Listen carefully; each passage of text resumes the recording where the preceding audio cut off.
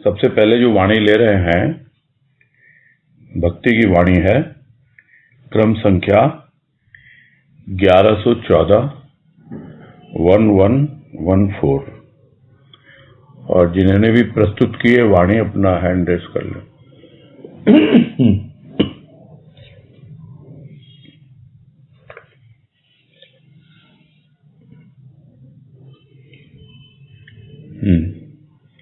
बोलिए भगवती भाई।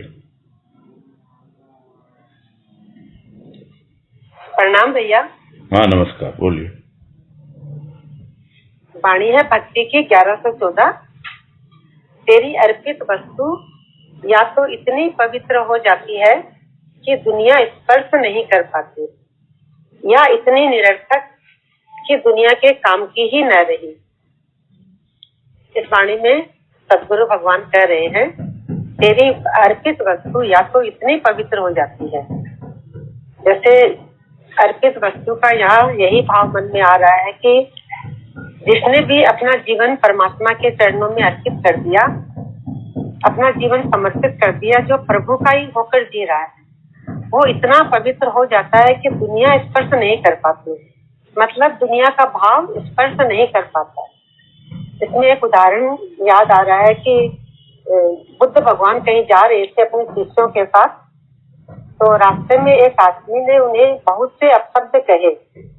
तो उनके शिष्यों ने कहा कि आप इन्हें जवाब क्यों नहीं देते, इतना गलत गलत आपके लिए कह रहा है। तो उन्होंने अपने शिष्यों से कहा कि तुम किसी के घर जाते हो और तुम्हें जो कुछ भी परोसा जाता है खाने के लिए, तो तुम्हें जो पसंद नहीं है तुम नहीं लेते हो, तो वह उसी के पास रह जाता है। वैसे ही मैंने इसकी कोई बात ली नहीं। मतलब वो इतने पवित्र हो गए कि उन्हें कुछ स्पर्श ही नहीं कर रहा किसी का, किसी के भावना, किसी का भी भाव। इस पर एक बात और याद आ रही कि एक महात्मा जी गंगा जी में नहा कर आए और उन पर कूड़ा डाला गया और फिर जाके नहा के आ गए, फिर उन पर कूड़ा डाल दिया। ऐसे करके 7 बार उन पर कूड़ा डाला, लेकिन उन्हें जरा भी क्रोध नहीं आया, जरा भी परेशान नहीं हुए और बार बार नहा के आते रहे। फिर लास्ट में उन्होंने कहा कि आपको गंगा माँ ने इतनी कृपा करे कि मुझे 7 बार डुबकी लगवाई अपने में। तो वो इतनी पवित्रता थी उनके अंदर की कूड़ा डालना भी उन्हें स्पर्श नहीं किया, उसे परेशान नहीं किया, उन्हें दुखी नहीं कर सका, क्योंकि उन्होंने अपने आप को परमात्मा के अर्पित कर दिया और पवित्र हो गए। फिर आगे कहा कि स्पर्श नहीं कर पाती या इतनी निरर्थक की दुनिया के काम की ही न रही। इस बात पर ऐसा भाव मन में आ रहा है कि दुनिया के लोगों के साथ तो बातें करने से या उनके पास बैठने से धन जन की बातें रहती है, तेरे मेरे की, स्वार्थ की, मतलब की, ज्यादातर इसी तरह की बातें रहती है। लेकिन भक्त जिसने प्रेम भाव का अपने जीवन में अनुभव कर लिया, उस रस का पान कर लिया, अपने इष्ट के चरणों में बैठकर, सत्संग में आकर या उसका होकर, तो फिर उसे दुनिया की बातें नहीं सुहाती, दुनिया की बातें उसे रस नहीं देती, प्रसन्नता नहीं देती, उसे उसमें आनंद नहीं आता। तो कहने का भाव यही है कि दुनिया के काम का न रहा। दुनिया कहती है इसके पास बैठने से क्या फायदा, ये तो पागल है, सुनता ही नहीं है किसी की, बस अपने मर्जी अपने भाव में मगन रहता है, तो वह दुनिया के काम का न रहा। तो यही भाव समझ में आ रहा है कि अर्पित वस्तु या तो इतनी पवित्र हो जाती है कि दुनिया उसे छू भी नहीं पाती, स्पर्श नहीं कर पाती दुनियावी भाव उसे, और या इतनी निरर्थक कि दुनिया के काम की न रही। दुनिया वालों के लिए निरर्थक, उसका जीवन तो सार्थक हो गया, क्योंकि वो तो प्रभु के भाव में जी रहा है, उसका होके जी रहा है, उसके रस में, उसके आनंद में उसको अच्छा लगता है। तो निरर्थक होता है दुनिया के लिए, लेकिन उसका जीवन तो सार्थक हो गया। भैया कुछ इसी तरह का भाव समझ में आ रहा है मुझे तो। हरिओम भैया। हाँ हरिओम। नहीं ठीक है, भाव तो यही है, वाणी है भी सीधी एकदम। और अर्पित वस्तु कुछ भी हो सकती है, हाँ, लेकिन जो आपने भाव लिया कि वो अर्पित वस्तु जो है एक मनुष्य स्वयं है, मानव ने अपना पूरा जीवन उसको अर्पित कर दिया है, यानी वो तन मन धन सब कुछ हर दृष्टिकोण से अपने प्रभु के प्रति अर्पित है, तो फिर कोई वस्तु बाकी रह भी नहीं जाती है। नहीं तो जो वस्तुएं अर्पित की जाती हैं वो भौतिक वस्तुएं ही होती हैं। या हम सूक्ष्म में भी कुछ अर्पित करते हैं तो यही कहते हैं कि भाई हमारा ये बुरे विचार ले लो, विकार ले लो, ये ले लो, वो ले लो, माने एक चॉइस रखते हैं सामने में। तो वस्तुओं के दोनों ही रूप होते हैं। एक स्थूल वस्तु होती है जो पदार्थों के रूप में होती है, और एक होती है सूक्ष्म वस्तु जो भी हमारे विचारों के रूप में होती है, भावों के रूप में होती है। अब मनुष्य का जो जीवन है, जब वो पूरी तरह अर्पित हो जाता है अपने प्रभु को, तो फिर चाहे वो स्थूल है या सूक्ष्म है, दोनों प्रकार का जीवन। कल भी किसी बहन ने प्रश्न किया था कि वे ये जगती और भक्ति कैसे संभाला जाए दोनों को। तो यही समस्या आती है। तो इस समस्या का समाधान तो स्वयं को ही ढूंढना पड़ता है। भाई या तो काम की नहीं है और या इतनी पवित्र है। दुनिया का दृष्टिकोण यही होता है। दुनिया चाह कर भी उसको छू नहीं पाती, स्पर्श नहीं कर पाती, यानी उसके ऊपर उस दुनिया का प्रभाव पड़ता ही नहीं। या तो ये अवस्था होती है, और या फिर ये अवस्था होती है कि दुनिया सोच लेती है कि जब इस पे प्रभाव पड़ ही नहीं रहा तो ये मेरे है किस काम की, कोई काम की नहीं है। तो कोई आपको प्रभावित करे या न करे वो आप पर निर्भर करेगा। और यही बात कल भी आई थी कि आपका विवेक जो है वो आपको बतलाएगा। और जो उदाहरण आपने लिए भगवान बुद्ध के और एक महात्मा जी का, उसमें यही सीखना होता है, समझना होता है कि सामने तो है सब कुछ, अब शब्द आ रहे हैं कानों में भगवान बुद्ध के, किंतु वो भीतर नहीं जा रहे हैं, क्योंकि वो अपने विवेक से काम लेते हैं। ऐसा नहीं है कि वो सब कुछ अनसुना कर देते हैं, वो देखते हैं, समझते हैं कौन सी वस्तु मेरे काम की है जिसे मैं अपने भीतर जाने दूं, मुझे वो स्पर्श करे। तो ऐसा थोड़े कि कानों को स्पर्श नहीं कर रहा है, वो शब्द कानों को स्पर्श करते हैं किंतु भीतर में स्पर्श नहीं करते। यानी स्थूल का स्पर्श भी विचलित नहीं करता। जिसको एक और वाणी में गुरुदेव दूसरे ढंग से समझाते हैं कि कामिनी का त्याग करूं या कामना का, कंचन का त्याग करूं या अकिंचन बनूं, क्या कहूं, बातें ही बातें हैं। लोग कामिनी का त्याग करने में लग जाते हैं, उससे दूर रहो, उससे दूर रहो, और छू भी ले तो लगता है मालूम नहीं भीतर में क्या हलचल हो गई, स्पर्श अगर हो भी गया तो। लेकिन यदि भीतर कामना नहीं है, हमारे वासना नहीं है, तो कोई भी स्पर्श हो, स्थूल का स्पर्श हमें प्रभावित नहीं कर पाएगा, सूक्ष्म में उसका प्रभाव नहीं पड़ेगा। तो यही कह रहे हैं कि अगर अर्पित है, पूरी तरह से पूर्ण समर्पण है, तो दुनिया उसको स्पर्श कर नहीं पाती। भले स्थूल से स्पर्श करे किंतु उसके भीतर सूक्ष्म में स्पर्श नहीं कर पाती है। और इसी प्रकार जब दुनिया देखती है कि अब स्थूल से तो इसको स्पर्श करते नहीं, और दुनिया का सारा खेल तो भौतिकता का ही है, स्थूल का ही है, तो फिर लगता है ये तो मेरे कोई काम की नहीं है।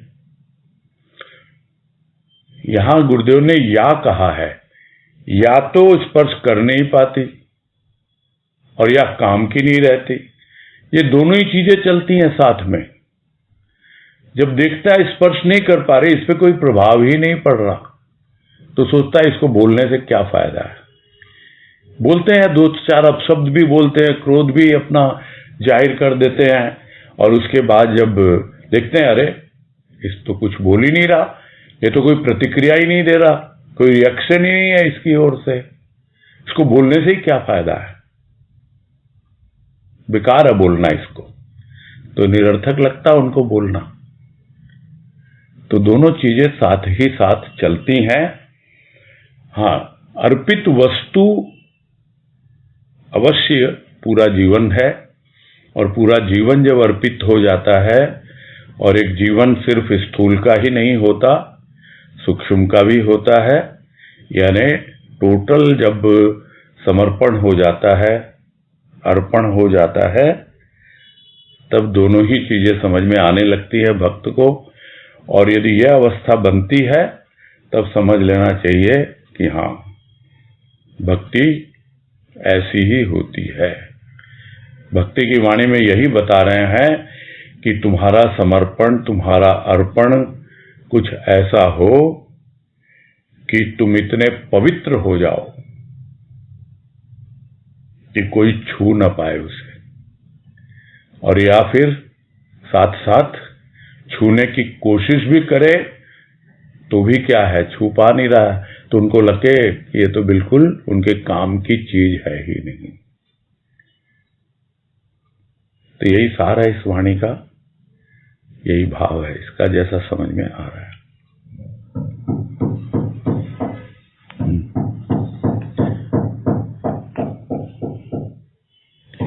हाँ बोलिए भगवती भाई।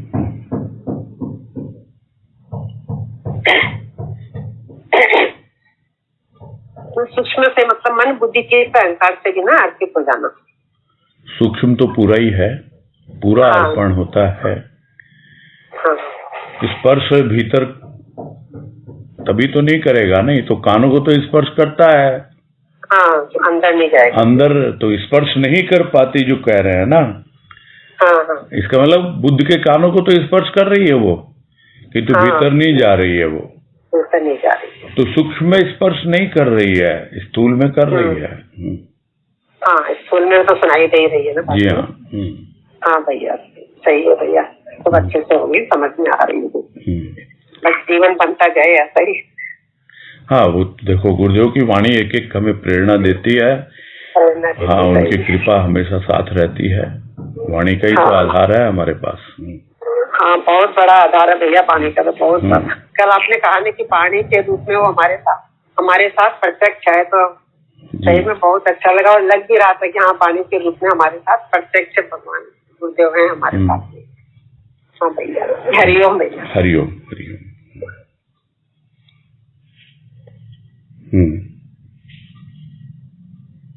नेक्स्ट ले फिर। नेक्स्ट है ज्ञान की चेतावनी 257, 257, और जिन्होंने प्रस्तुत की है वो हैंड रेज करें।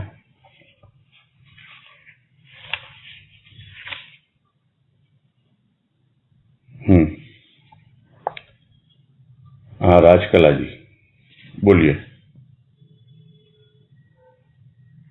हरिओम भैया, प्रणाम। हाँ हरिओम।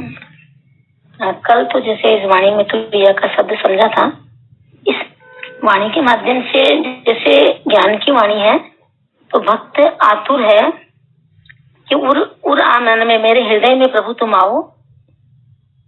तो यहाँ पे आतुरता भक्त के हृदय में है कि प्रभु मेरे हृदय में आओ, और फिर लास्ट में लिखा मतलब मैं तुरीय अवस्था को अनुभव करूं, और फिर अंत में यानी आनंद की अवस्था को अनुभव करूं, ऐसा कुछ भाव है क्या? यही पूछना था थोड़ा सा। तो यह कहा से तो समझा था कल। नहीं, ठीक है, भक्ति से प्रारंभ होता है। वाणी पढ़ देते हैं अभी पहले, है ना? जी जी हाँ भैया। ज्ञान की चेतावनी की 257 नंबर वाणी। आतुर उर, आतुर के बाद में देश, फिर उर आ, फिर देश, तुरिया, पूर्ण विराम, आ, फिर वो लगा हुआ है क्या नाम, डॉट लगे हुए हैं। ये वाणी है 257 नंबर, ज्ञान की चेतावनी की वाणी है। तो इनको यही समझना था कि ज्ञान में भक्त आतुर होता है कि प्रभु तुम मेरे हृदय में आओ, और मैं जीवन में उस अवस्था को अनुभव करना चाहता हूँ, तो ये अवस्था को अनुभव करना चाहता हूँ। और आ मतलब यहाँ पे आ से मतलब आनंद की अवस्था मेरे अंदर में आई, ऐसा भाव है क्या? यही पूछना था। थोड़ी सी इस वाणी को क्लियर समझना चाहती हूँ।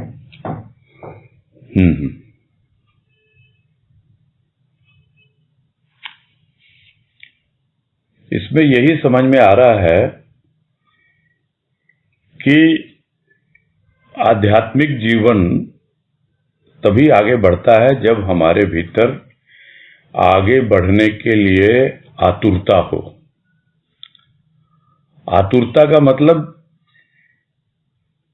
एक ऐसी अवस्था होती है कि हम हमेशा प्रस्तुत रहते हैं, हम आतुर रहते हैं, जिसको तुलसीदास जी कहते हैं हनुमान जी के लिए, राम काज करिबे को आतुर, यानी हमेशा प्रस्तुत रहते हैं हनुमान जी राम जी का काम करने के लिए। तो भक्त हमेशा आतुर रहता है अपने प्रभु की आज्ञा पालन के लिए, और वो आतुर इसलिए भी रहता है कि वो आगे बढ़ना चाहता है कि मेरे प्रभु की कृपा मेरे साथ है और मैं उस कृपा के आधार पर आगे बढ़ना चाहता हूं। तो आध्यात्मिक जीवन में प्रारंभ तो भक्ति से ही होता है, और वो जो भक्ति है जिसमें प्रभु का प्रेम और भाव उसके हृदय में आ जाता है, तब उसकी आतुरता और बढ़ जाती है। पहले आतुरता होती है कि मैं उसके लिए क्या कर दूं। जिस तरह होता है नया नया किसी से प्रेम हो जाता है तो यही लगता है कि मैं इसके लिए क्या कर दूं, इसको क्या दे दूं, इस कैसे खुश हो, ये कैसे प्रसन्न हो। तो अपने प्रभु को प्रसन्न करने के लिए हमेशा तैयार रहता है। प्रभु क्या कहता है, मैं तो तुम्हारी प्रसन्नता से ही प्रसन्न हूं, तू प्रसन्न हो जा। प्रसन्न तभी रहेगा जब तेरे उर में, तेरे हृदय में मेरा प्रेम और भाव आएगा, और जब वो प्रेम और भाव हृदय में आता है तो भक्ति और सुदृढ़ होती है और भाव की एक अलग अवस्था बनने लगती है। वो भाव जो अभी तक उसे भक्ति में अनुभव होता था, साकार भक्ति में, अब वो निराकार की ओर बढ़ रहा है। अभी हनुमान जी की बात आ रही है, आई अभी, और उसी के संदर्भ में और एक उनका दृष्टांत या घटनाक्रम वो भी याद आ रहा है कि जब सब कुछ हो गया, रावण वध हो गया और सब लौट के चले गए, हनुमान जी भी साथ में थे, जब अयोध्या पहुंच गए तब लोग समझ नहीं पाए ये कौन है बंदर। तो राम बोलते हैं हनुमान को कि भाई ये लोग जानते नहीं तुमको, तुम इनको बताओ तुम कौन हो। तो क्या कहते हैं हनुमान जी, आप तो सब जानते हैं प्रभु मैं कौन हूं, फिर भी मुझसे सुनना चाहते हैं। तो लोगों की दृष्टि में मैं आपका भक्त हूं, किंतु जब मैं उससे ऊपर उठता हूं तो मुझे लगता है आप मेरे हृदय में बसे हुए हो और मैं आपके हृदय में बसा हुआ हूं। और लोग जब उसे विश्वास नहीं करते तो अपना हृदय चीर के दिखला भी देते हैं। तो उर आ अपने हृदय में उसको बसा ले, तो वो तो एक त्रेता युग की बात है।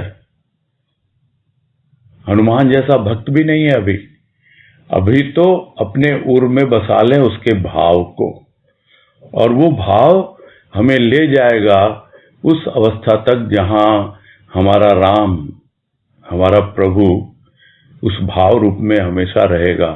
साकार से अब निराकार की ओर बढ़ा रहा है वो भाव हमें, और वही ज्ञान। तो यहां यही भक्त को अनुभव हो रहा है कि अब रहा नहीं जाता। अब तो तू तुरत आ तुरिया, तुरिया आ तुरत आ। अब रुक नहीं सकता मैं। उर में आ गया उसका भाव, उस भाव में आ रहा है ज्ञान। अब मुझे ज्ञान की पराकाष्ठा चाहिए। अब फिर से आतुर है वो, फिर से आतुर है ज्ञान की उस पराकाष्ठा तक पहुंचने के लिए। तो यही यहां पर ज्ञान की चेतावनी है कि आतुरता ऐसी होनी चाहिए जो भक्ति से प्रारंभ हो और ज्ञान तक हमें पहुंचा दे। और तुरिया अवस्था जो है उसको कहा गया है कि वही ज्ञान की पराकाष्ठा है।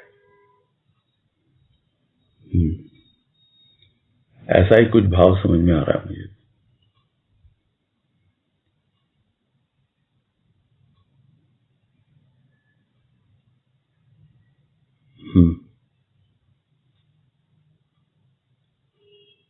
हाँ भैया समझ आई। आतुरता तो है, लेकिन कैसी आतुरता है वो नहीं जानते, लेकिन भाव क्लियर समझ में आया। हाँ भैया, प्रणाम भैया। हाँ, हरिओम हरिओम। आगे बढ़े। नेक्स्ट है भक्ति की 1300 1300।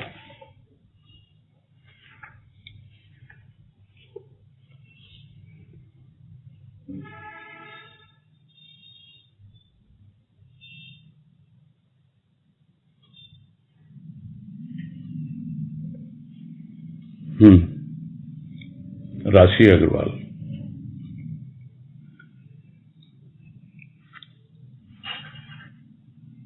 प्रणाम भैया। हाँ नमस्कार, बोलिए। ये भक्ति की वाणी है 1300।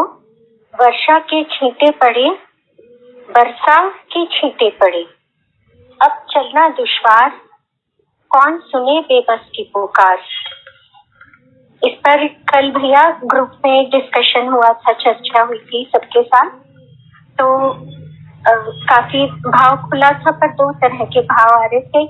एक पहले भाव आ रहा था कि वर्षा के छींटे पड़े, जैसे बारिश पूरी तरह से नहीं हुई, बस बूंदाबांदी टाइप की हुई, तो हल्के फुल्के छींटे पड़कर रह गए।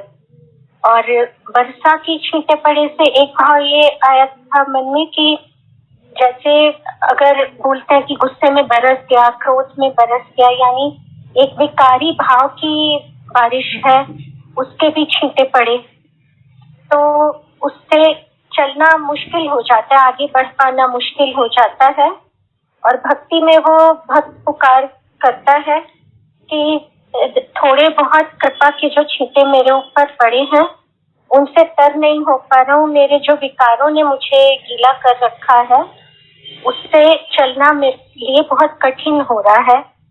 तो मेरी बेबसी में पुकार हो रही है कि मैं किस प्रकार आगे बढ़ पाऊँ।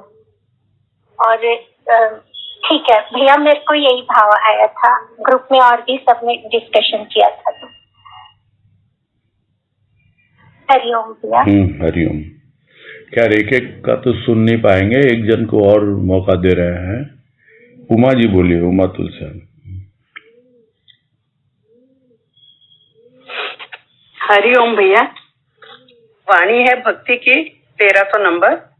वर्षा के छींटे पड़े, बरसा की छींटे पड़े, अब चलना दुश्वार, कौन सुने बेबस की पुकार। इसमें यह भाव समझ में आ रहा था कि वर्षा के छींटे पड़े, कि जैसे हम सत्संग में आते हैं तो हमको कुछ कुछ छींटे पड़ते हैं, कुछ कुछ हम भीगते हैं, मन में कोई चाह होती है तो लगता है अरे वाह आज तो बहुत अच्छा मन हो गया। तो कुछ छींटे तो हमको पड़े, लेकिन जब वो छींटे पड़ते हैं और मन में कुछ खुशी होती है, कुछ उमंग आती है, कुछ और आगे बढ़ने की इच्छा होती है, तो पुकार बनती है कि प्रभु हमको ऐसे तुम वर्षा करो, हमको सिर्फ छींटे नहीं ऐसी वर्षा हो हमारे ऊपर।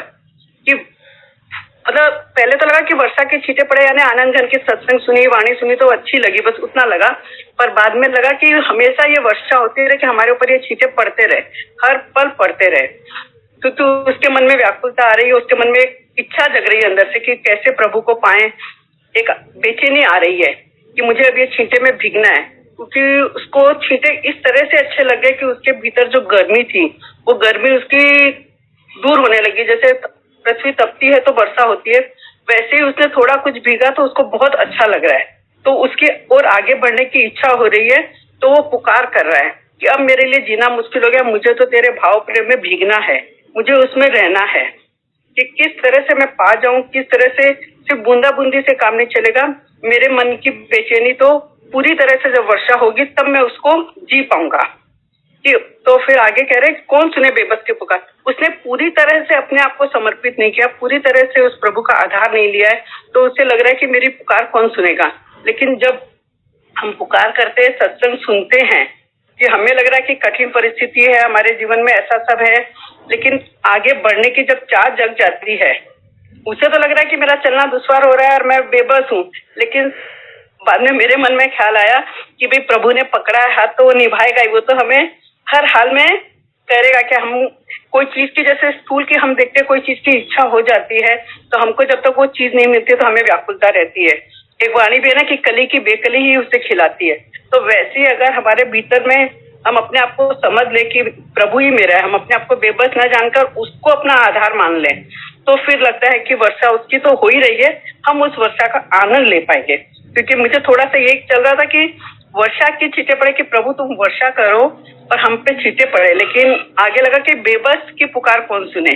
अगर हम सदगुरु की शरण में बैठे हैं, थोड़े थोड़े छींटे से भीगे हैं और मन में चाह जग रही है कि हमें पूरा नहाना है, पूरा उसके भाव रस में डूबना है, मन में व्याकुलता हो रही है प्रेम भाव में भीगने की, तो उसको दूर करने वाला तो ये सत्संग का द्वार बोले, प्रभु का आधार बोले। क्योंकि उसको लग रहा है कि मैं लाचार हूँ, मैं दुखी हूँ, मैं व्याकुल हूँ, अपने आप को बेसहारा पाता है। लेकिन थोड़ा कुछ कंफ्यूजन लग रहा था कि वो बेबस भी समझ रहा है, उसको अगर आधार मिल रहा है तो। हरिओम भैया।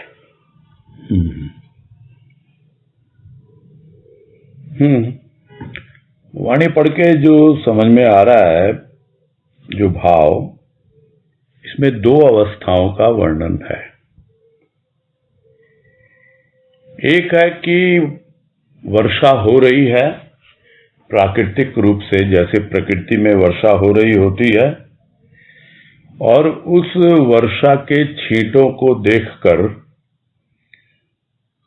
भक्त को यह लग रहा है कि यह तो एक स्थूल प्रकृति का रूप है और मुझ पे इस आसमान से बरसती हुई वर्षा, ये जो बादल बरस रहे हैं उसके छींटे मुझ पर पड़ गए हैं, इससे शरीर में तो शीतलता आ गई, किंतु मेरा मन कहाँ शीतल हुआ।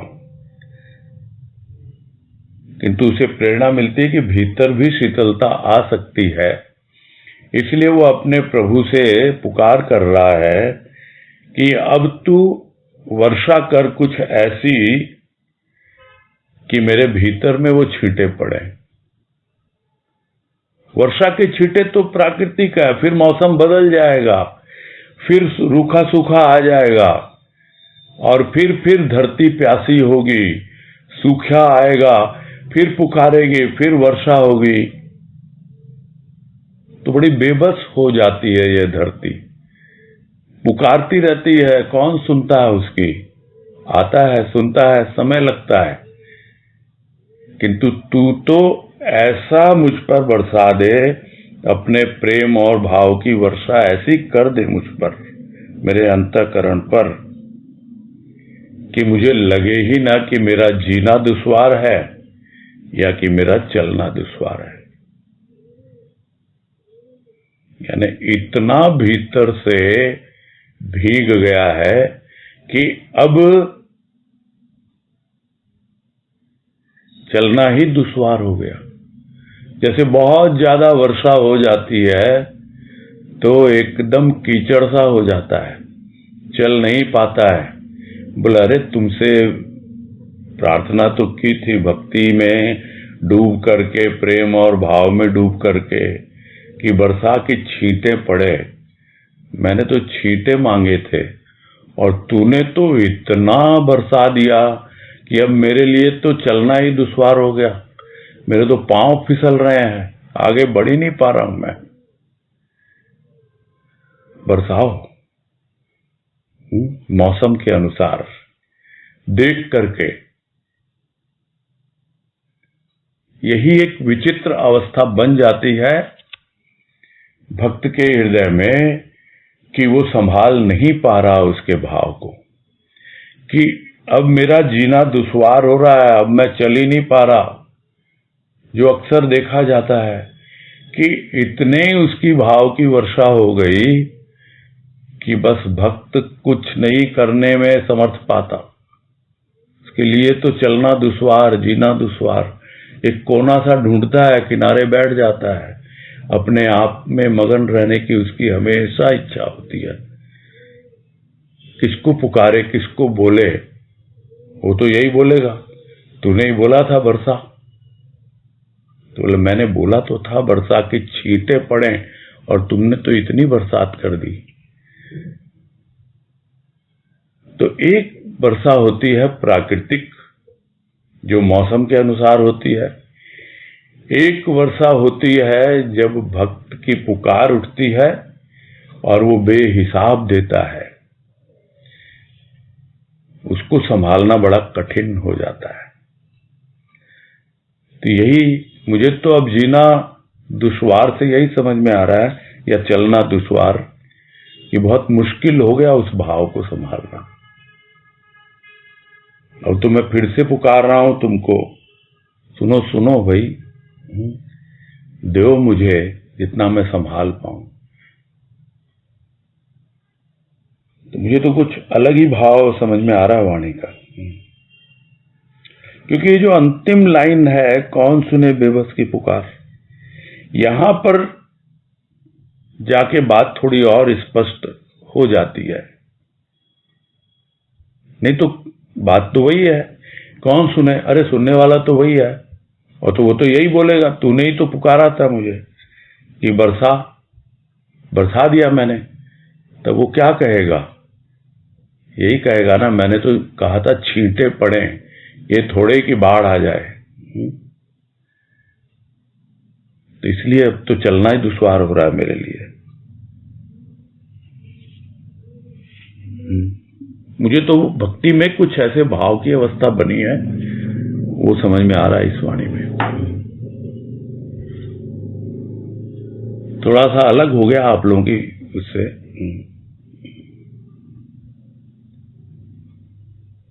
हाँ बोलिए राशि। ये बहुत बहुत सुंदर, एकदम सजीव कर दिया आपने इसकी वाणी को। एकदम कैसे संभाले फिर भैया ये जो अपनी भाव, एकदम ऐसे कि जैसे एक कह नहीं सकते उस बात को।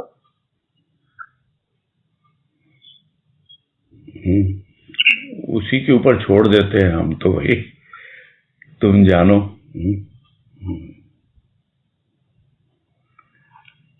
चलो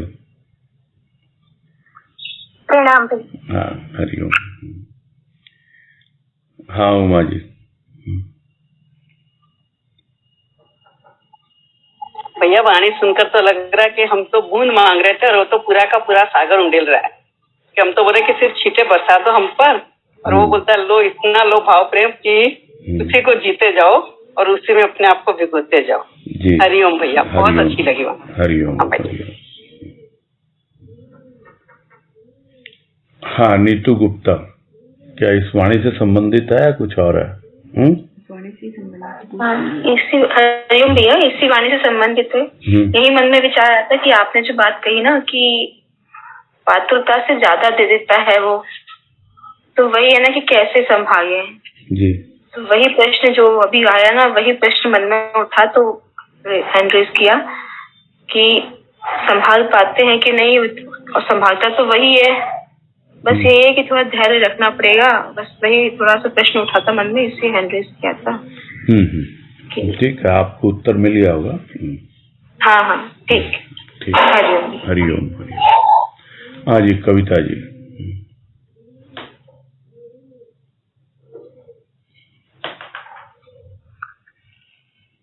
आवाज आ रही है भैया जी? हाँ आ रही है।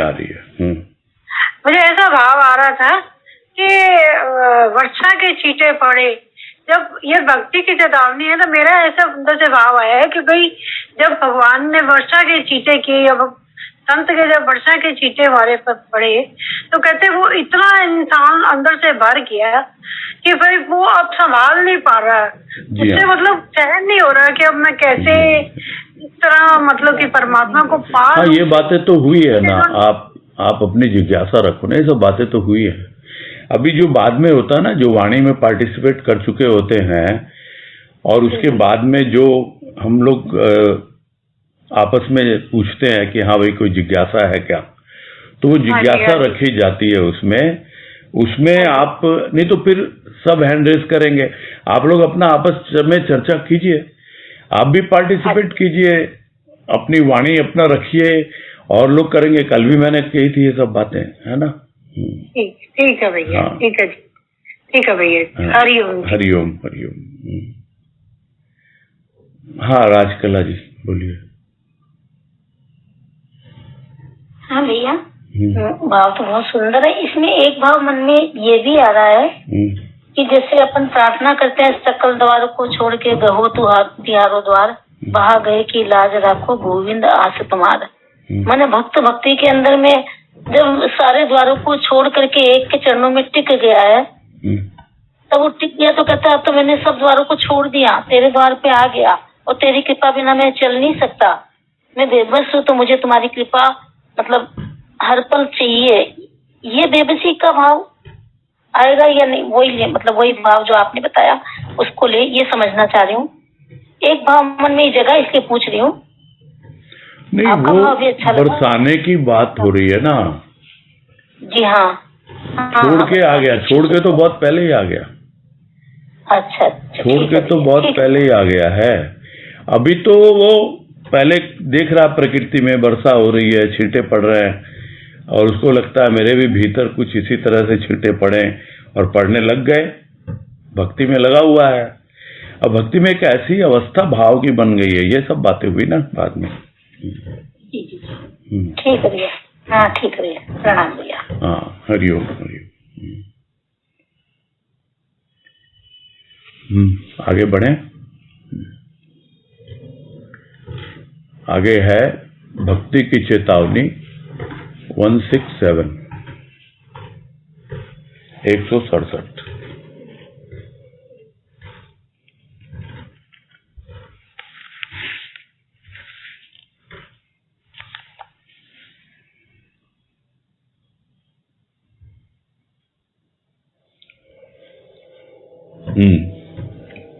बोलिए शर्मिला जी। प्रणाम भैया जी। हाँ नमस्कार, हरिओम। भक्ति की चेतावनी की वाणी है 167। नाच बिना साज, नाच क्वेश्चन मार्क, बिना साज क्वेश्चन मार्क। हाँ, नाच बिना साज, ताज झुकेगा राज मिलेगा। वाणी का भाव ये समझ में आया कि गुरुदेव भक्त जब भक्ति के मार्ग में चलने लगता है तो उसे थोड़ा कुछ समझ में नहीं आ रहा है, तो गुरुदेव ये यहाँ पे कह रहे हैं कि नाच बिना साज, मतलब नाच का एक अर्थ ये भी समझ में आया कि मगन हो जा। तो भक्ति में जब प्रवेश करने लगता है तब जैसे मैं पहले सत्संग जाती थी तब बहनों भजन गाती थी तो उनके अश्रुपात होते थे, तो मुझे ऐसे आश्चर्य होता था कि इनके अश्रुपात कैसे हो रहे हैं, कैसे ये ऐसे ही कर रहे हैं, क्या है ये। अब धीरे धीरे ये समझ में आए, अनुभव में आता है, कभी कभी तो समझ में आने लगा कि तो नाच बिना साज, तो बिना साज भक्ति के मार्ग में जा रहे हैं, तो फिर वापस प्रश्न चिन्ह आता है, नाच बिना बाजा के कैसे नाचे हम, बिना ताल के कैसे नाचे। फिर कह रहे हैं हाँ नाच बिना साज, तो स्थूल में जब बाजा बजता है तो ही नाच आता है। भक्ति के मार्ग पर जब भक्त चलने लगता है तो भक्त के भीतर एक नई तरंग शुरू हो जाती है। कब? जब वह अपने इष्ट से प्रेम अनुराग करने लगता है, तब बाहर के कार्य चलते रहते हैं, यानी सुख दुख धूप छांव, पर भीतर में एक तृप्त भाव जागने लगता है और मन प्रफुल्लित रहने लगता है। ये थोड़ा समझ में आया भैया। फिर ताज झुकेगा, ये ताज झुकेगा राज मिलेगा, ये अलग से थोड़ा है, लेकिन ये दोनों को मैं कनेक्ट नहीं कर पाई पूरी लाइन को।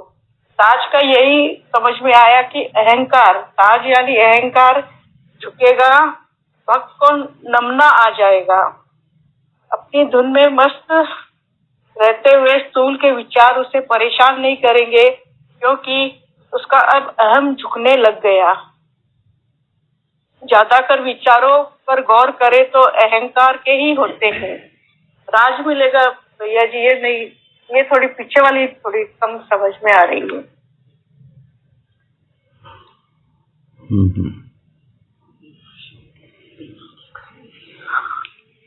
हाँ, तो वाणी है, फिर से पढ़ लेते हैं।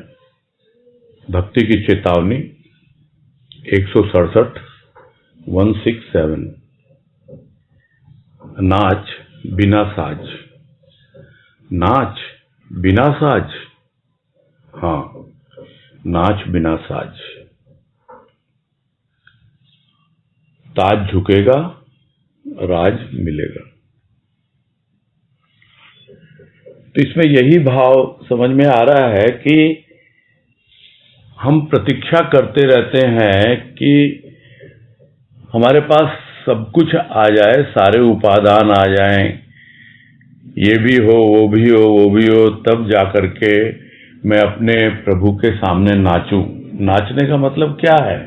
किस लिए नाच रहा है? अपने प्रभु को प्रसन्न करने के लिए। यहाँ नाच है क्या? नाच है उसके इशारों पे चलना, उसकी भक्ति करना।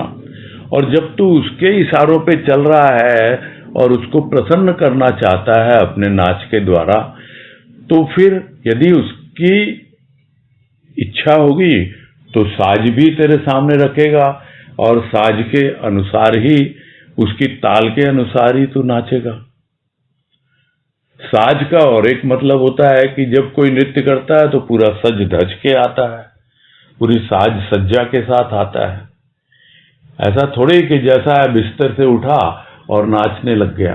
वैसे ही है, भक्त जब उसके सामने जाता है, जैसे अक्सर लोग हम देखते हैं कि मंदिर में भी जा रहे हैं या कुछ पूजा स्थल पर, तो पूरा अच्छे से उसी के अनुसार तैयार होके जाते हैं।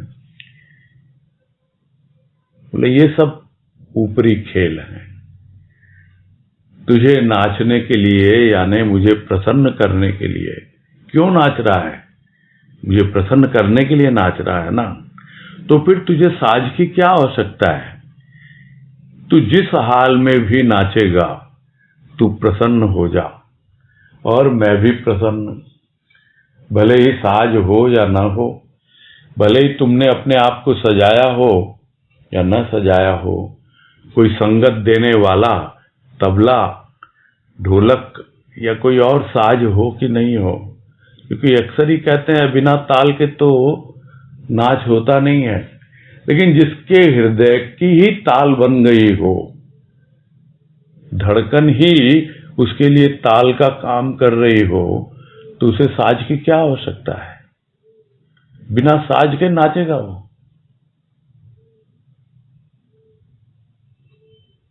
यही तो होता है। जीवन मैं याद करने की कोशिश कर रहा था भजन की एक पंक्ति, जब इसी तरह का भाव भीतर था जो भजन में गुरुदेव ने व्यक्त करवाया। सांसों की चाल धड़कनों की ताल बन गई, सांसों की चाल धड़कनों की ताल बन गई, एक नृत्य को अस्तित्व के जैसा बना दिया, एक नृत्य को अस्तित्व के जैसा बना दिया। जैसी थी जिसकी भावना वैसा बना दिया। हमको प्रभु के प्रेम ने कैसा बना दिया, कैसा बना दिया? जैसी जिसकी भावना थी। अब जिसकी भावना ये है कि श्वासों की चाल है, श्वास चल रही है, आ रही है, जा रही है, धड़कनों की ताल है, और हो क्या रहा है? ये एक नृत्य हो रहा है, एक नाच हो रहा है। और वो जो नृत्य हो रहा है वो हमारा अस्तित्व है, यानी हम जिंदा हैं, हमारा वजूद है, हम मौजूद हैं। ये होता है नाच बिना साज। फिर क्या है, अपने आप ही वो प्रसन्न होकर तुझे उठाएगा, अपनी गोद में बैठाएगा। तूने अभी उसे अपने हृदय सिंहासन पर बैठाया है। फिर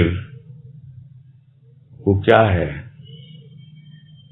मोर मुकुट कहते हैं ना, भक्त उसके मोर मुकुट होते हैं। वो ताज झुकेगा, यानी जिसके ऊपर, सर के ऊपर ताज है, यानी वो राजा, वो झुक के तुझे उठाएगा प्रसन्नता पूर्वक। और जो भी अपना साम्राज्य है, जो भी अपना रहस्य है, जो भी राज है राजपाट करने का, वो सब तुझे बताएगा। ये होता है एक भक्त का नृत्य। और उसके लिए कोई अपेक्षाएं नहीं होती कि ये होगा तो मैं ये करूंगा, कि आज तो भाई प्रसाद ही तैयार नहीं हुआ, अरे मेरे पास तो धूप बत्ती खत्म हो गई, कैसे पूजा करूं, कैसे उसे प्रसन्न करूं।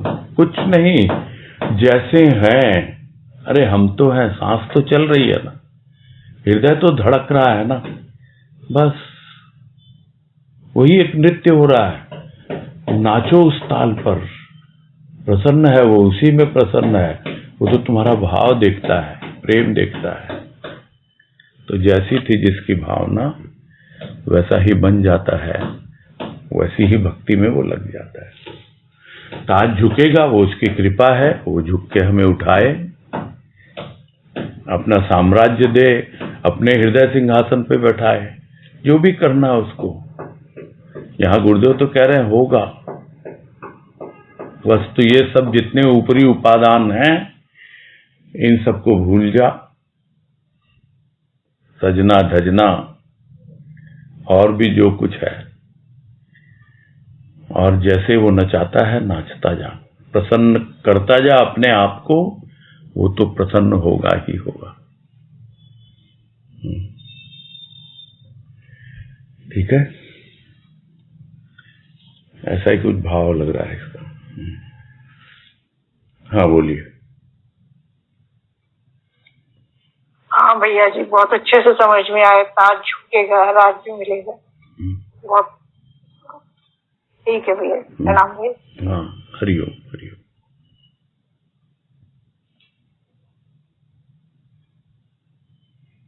बढ़े, आगे बढ़े, थोड़ा समय है अभी, एक वाणी और ले लेते हैं। भक्ति की चेतावनी की ही है 1032 1032, जिनकी ओर से प्रस्तुत की गई है, हैंड रेस करें।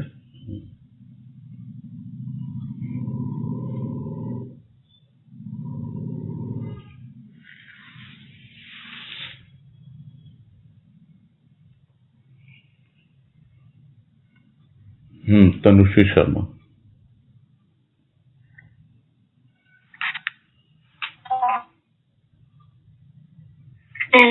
आवाज, भैया, हाँ आवाज कुछ डिस्टर्ब हो रही थी। अभी ठीक है भैया? हाँ अभी ठीक है। वाणी है भक्ति की चेतावनी में 1032। पल भर का अनुभव जीवन की सार्थकता है। तो इसका यही भाव लिया था भैया कि जैसे स्वामी विवेकानंद ने भी बोला था कि मोमबत्ती जलाने में तो एक क्षण लगता है बस, लेकिन मोमबत्ती बनाना, उसकी तैयारी करना, उसमें तो बहुत वक्त लगता है। तो हम जो भी सत्संग कर रहे हैं, जो भी हमारे प्रयास हैं, वो सब उस एक अनुभव को पाने के लिए है जो सिर्फ एक क्षण में आएगा। तो बाकी सब उसकी तैयारी है। तो ये भाव आया था, और उस अनुभव को हम पाएंगे तो ही हमारा जन्म लेना सार्थक होगा। तो ये भाव लिया था कि वो पल भर का अनुभव ही हमारे जीवन की सार्थकता है, कि बस वो पल भर, एक ही पल ऐसा आएगा, ऐसा भाव लिया था।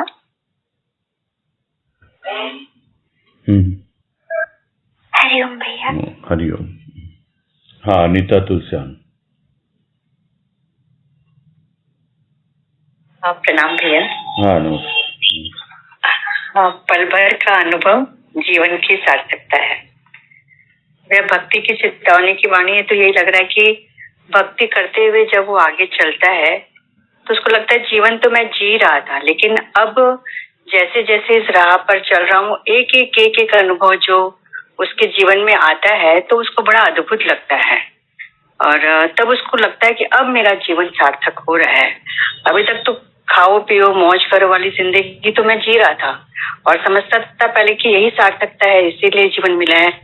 लेकिन वो सब जीने के बाद में अब जो अनुभव मिल रहे हैं भक्ति करते हुए, तो एक पल में जिस पल में उसको वो अनुभव मिलते हैं तो वो एक पल उसके लिए मतलब बहुत अद्भुत जो ना एक तो उसको युगों में बदलना चाहता है, तो वो उसके जीवन में ठहर जाते हैं वो ऐसे पल। तब उसको लग रहा है कि अब जिस राह पे मैं चल पड़ा हूँ वो मेरा सार्थक हो रहा है। जैसे एक बहन जो आज पार्टिसिपेट नहीं है इंटरेस्ट करी हम लोग में, उसने भी एक भाव बहुत अच्छा लिया कि हम लोग जो चर्चा आजकल करना सीख गए हैं, जो शुरू किए हैं, तो वो एक पल हमारा जो चर्चा में लग रहा है तो लगता है कि ये हमारा एक पल कितना सार्थक हो रहा है। तो इस तरह से भैया भाव आ रहे थे वहां पर। हरिओम, प्रणाम भैया। हरिओम।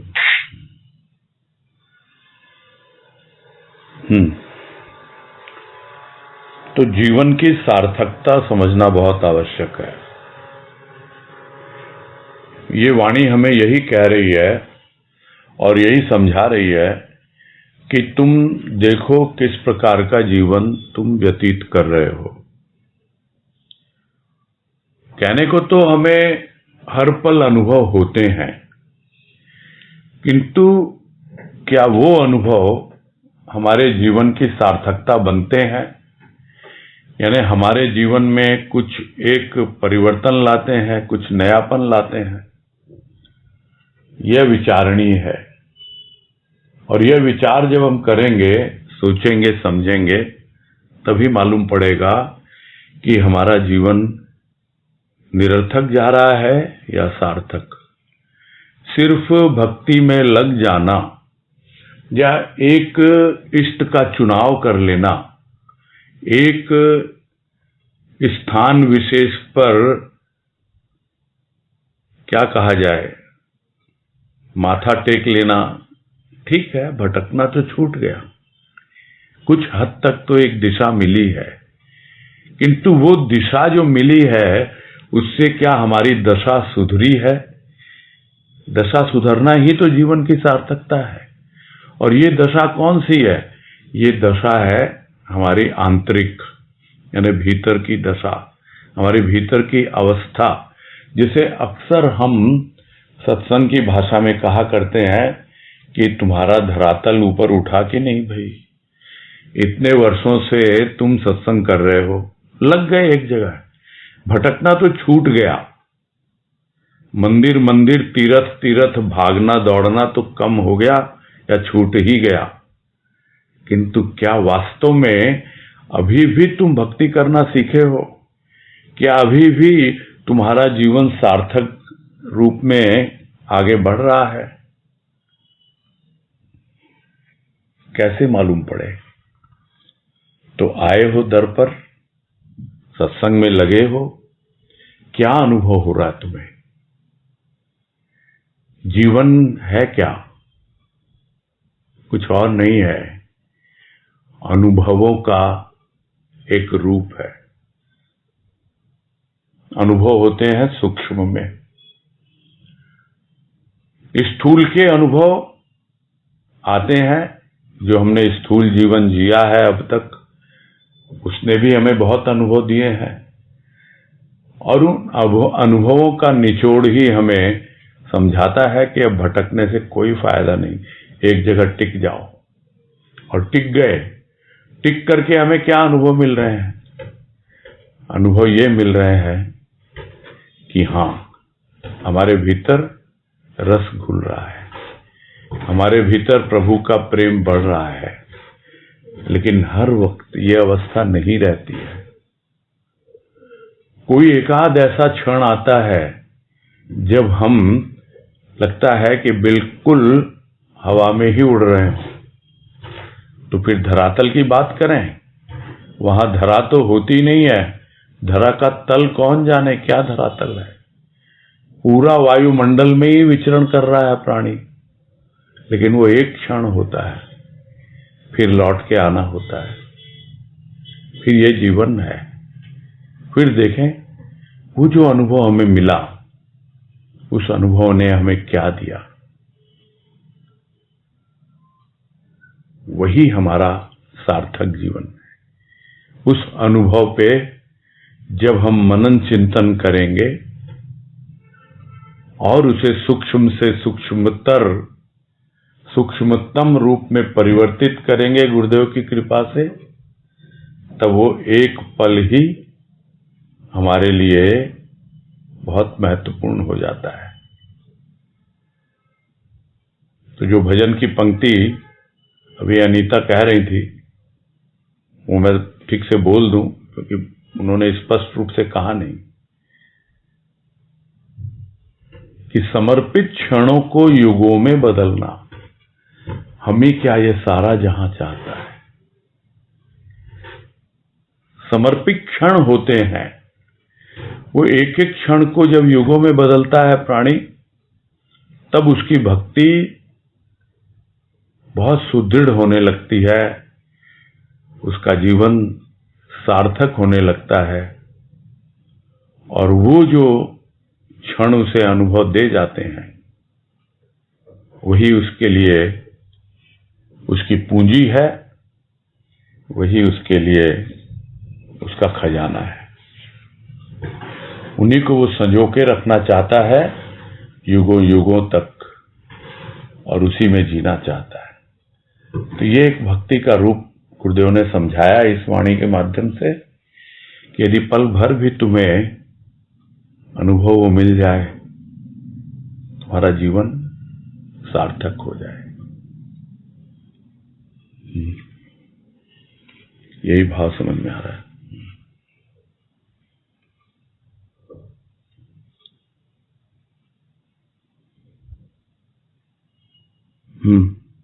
बोलो।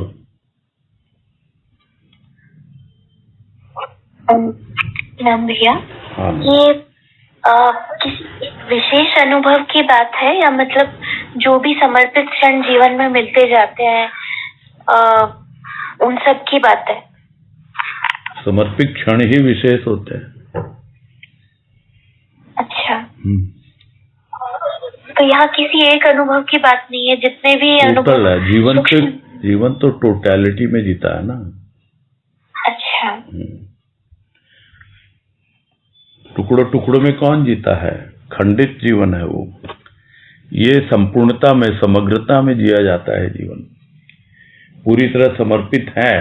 लेकिन वो समर्पण का एक ऐसा क्षण आता है जिस क्षण में आपको कुछ अलग ही अनुभव मिलता है। वो एक क्षण का अनुभव लगता है, हाँ अब सत्संग करना सार्थक हुआ, अब भक्ति करना सार्थक हुआ, अब मानव जीवन धारण करना सार्थक हुआ। अपने आप मालूम पड़ता है, कोई बताने नहीं आता। अच्छा, ठीक है। हरिओम भैया। हाँ, हरिओम। समय हो चुका है, अब पूरा करते हैं। हरिओम भैया जी। हरिओम। हरिओम सभी को। सबको हरिओम। हरिओम। हरिओम। सबको हरिओम। हरिओम। सबसे पहले जो वाणी ले रहे हैं, भक्ति की वाणी है, क्रम संख्या 1114 1114, और जिन्होंने भी प्रस्तुत की है वाणी अपना हैंड रेस कर लो।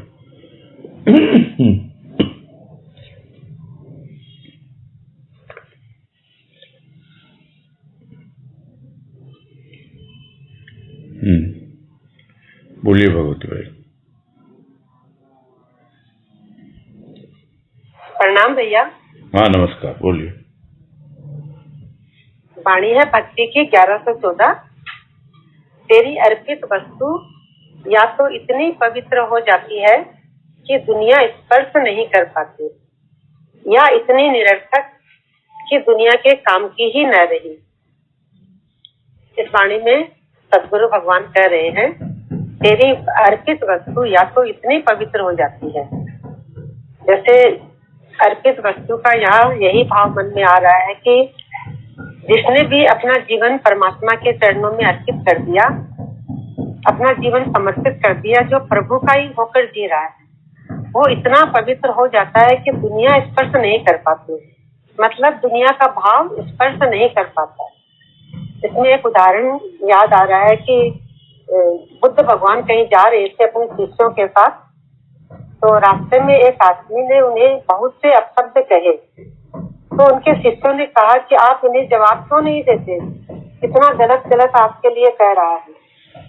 तो उन्होंने अपने शिष्यों से कहा कि तुम किसी के घर जाते हो और तुम्हें जो कुछ भी परोसा जाता है खाने के लिए, तो तुम्हें जो पसंद नहीं है तुम नहीं लेते हो, तो वह उसी के पास रह जाता है।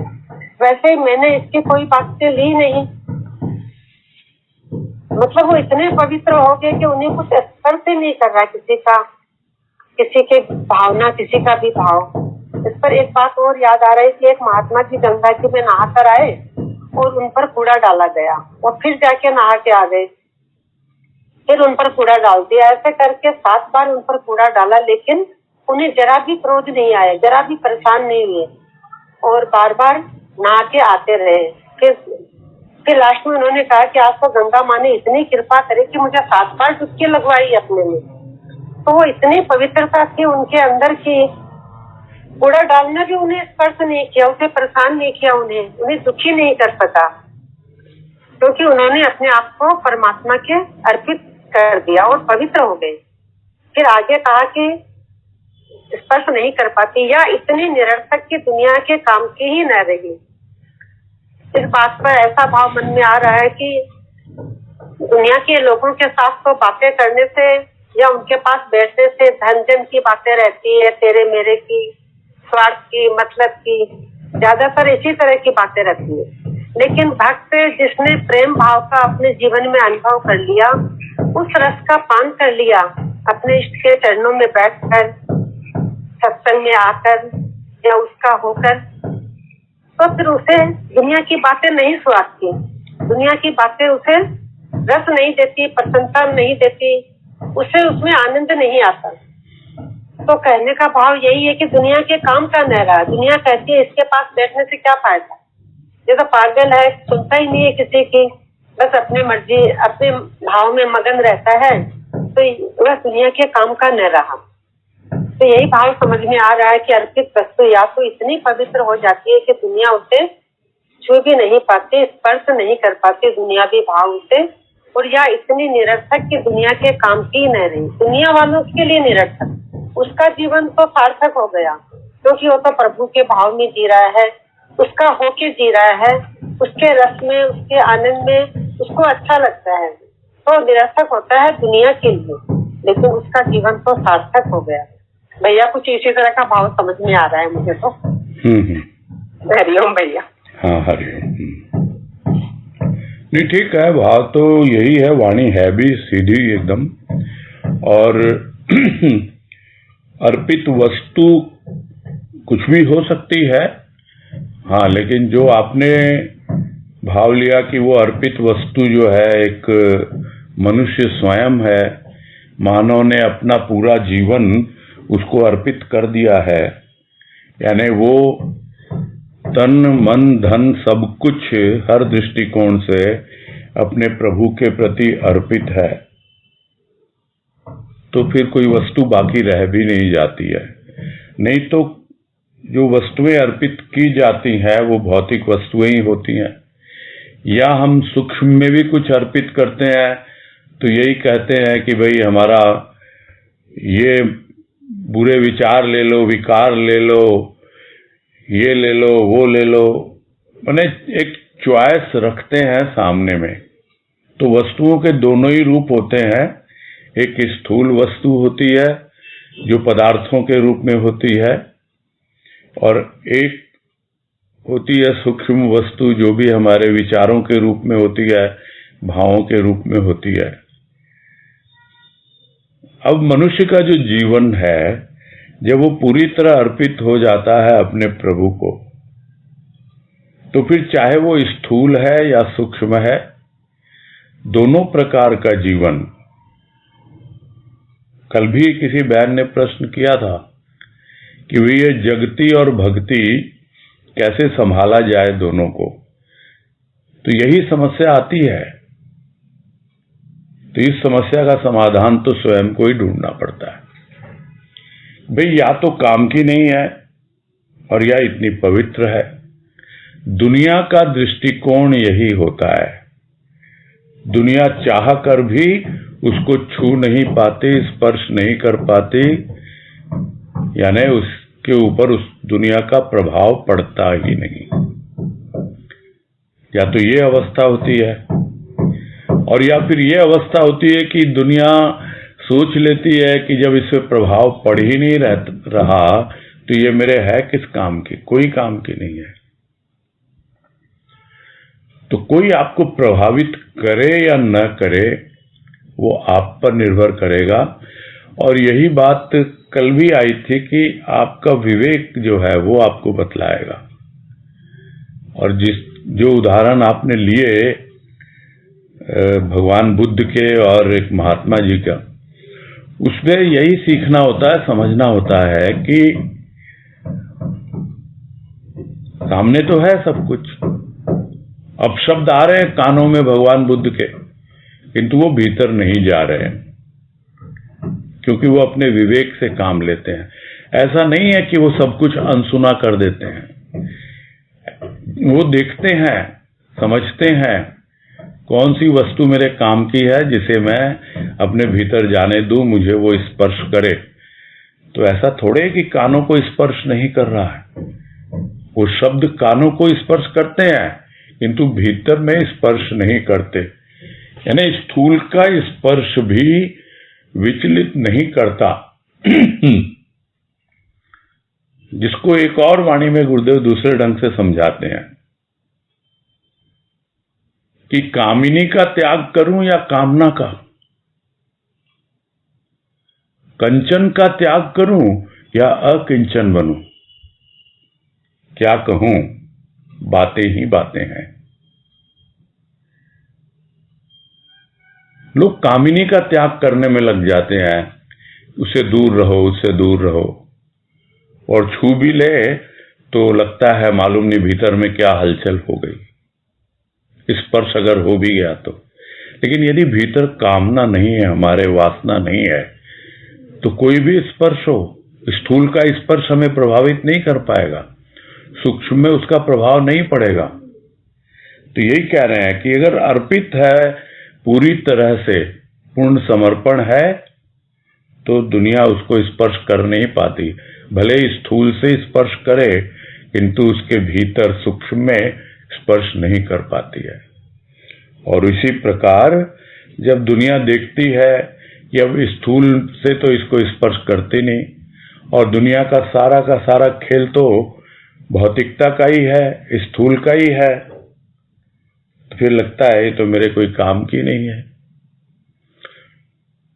यहां गुरुदेव ने या कहा है, या तो स्पर्श कर नहीं पाती और या काम की नहीं रहती। ये दोनों ही चीजें चलती हैं साथ में। जब देखता है स्पर्श नहीं कर पा रहे, इस पे कोई प्रभाव ही नहीं पड़ रहा, तो सोचता है इसको बोलने से क्या फायदा है। बोलते हैं, दो चार अपशब्द भी बोलते हैं, क्रोध भी अपना जाहिर कर देते हैं, और उसके बाद जब देखते हैं अरे इस तो कुछ बोल ही नहीं रहा, ये तो कोई प्रतिक्रिया ही नहीं दे रहा, कोई रिएक्शन ही नहीं है इसकी ओर से, इसको बोलने से ही क्या फायदा है, बेकार है बोलना इसको, तो निरर्थक लगता है उनको बोलना। तो दोनों चीजें साथ ही साथ चलती हैं। हाँ, अर्पित वस्तु अवश्य पूरा जीवन है, और पूरा जीवन जब अर्पित हो जाता है, और एक जीवन सिर्फ स्थूल का ही नहीं होता, सूक्ष्म का भी होता है, यानी टोटल जब समर्पण हो जाता है, अर्पण हो जाता है, तब दोनों ही चीजें समझ में आने लगती है भक्त को। और यदि यह अवस्था बनती है तब समझ लेना चाहिए कि हाँ, भक्ति ऐसी ही होती है। भक्ति की वाणी में यही बता रहे हैं कि तुम्हारा समर्पण, तुम्हारा अर्पण कुछ ऐसा हो कि तुम इतने पवित्र हो जाओ कि कोई छू न पाए उसे, और या फिर साथ साथ छूने की कोशिश भी करे तो भी क्या है, छू पा नहीं रहा है, तो उनको लगे ये तो बिल्कुल उनके काम की चीज है ही नहीं। तो यही सार है इस वाणी का, यही भाव है इसका, जैसा समझ में आ रहा है।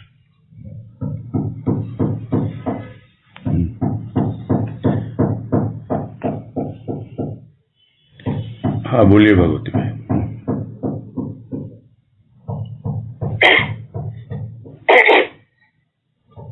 सूक्ष्म से मतलब मन बुद्धि चित्त अहंकार से भी ना अर्पित हो जाना। सूक्ष्म तो पूरा ही है, पूरा हाँ। अर्पण होता है। हाँ स्पर्श भीतर तभी तो नहीं करेगा, नहीं तो कानों को तो स्पर्श करता है, हाँ, अंदर नहीं जाएगा। अंदर तो स्पर्श नहीं कर पाती जो कह रहे हैं ना।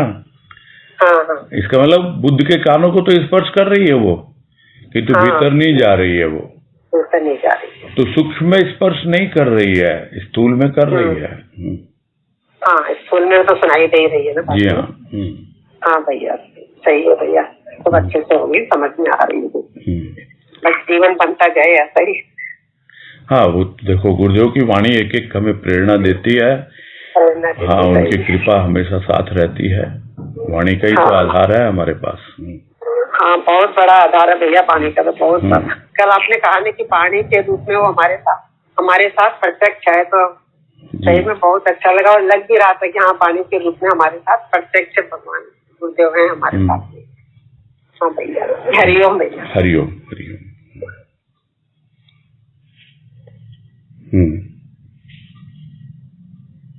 नेक्स्ट ले फिर। नेक्स्ट है ज्ञान की चेतावनी 257 और जिन्होंने प्रस्तुत की है वो हैंड रेज करें।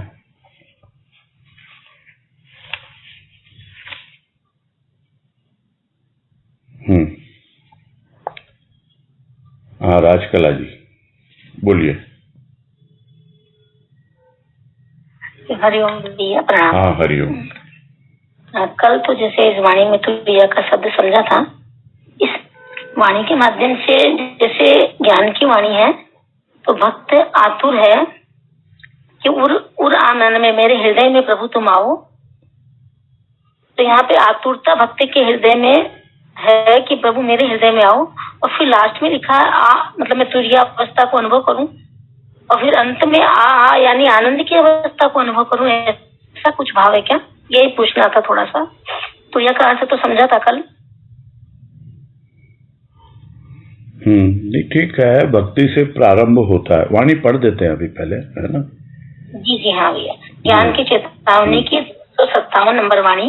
आतुर उर, आतुर के बाद में डेस्क, फिर उर फिर डेस्क, तुरिया पूर्ण विराम आ फिर वो लगा हुआ है क्या नाम,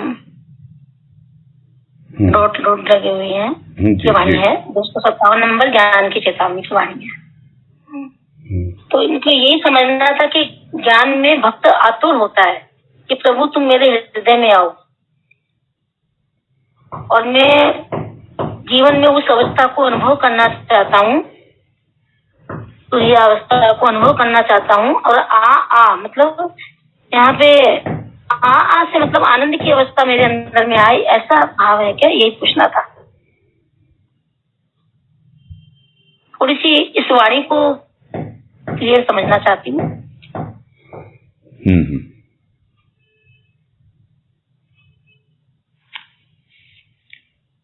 इसमें यही समझ में आ रहा है कि आध्यात्मिक जीवन तभी आगे बढ़ता है जब हमारे भीतर आगे बढ़ने के लिए आतुरता हो। आतुरता का मतलब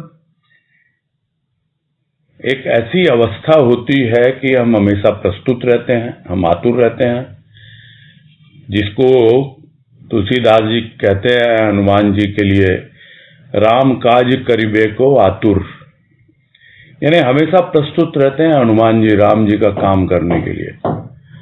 तो भक्त हमेशा आतुर रहता है अपने प्रभु की आज्ञा पालन के लिए, और वो आतुर इसलिए भी रहता है कि वो आगे बढ़ना चाहता है कि मेरे प्रभु की कृपा मेरे साथ है और मैं उस कृपा के आधार पर आगे बढ़ना चाहता हूं।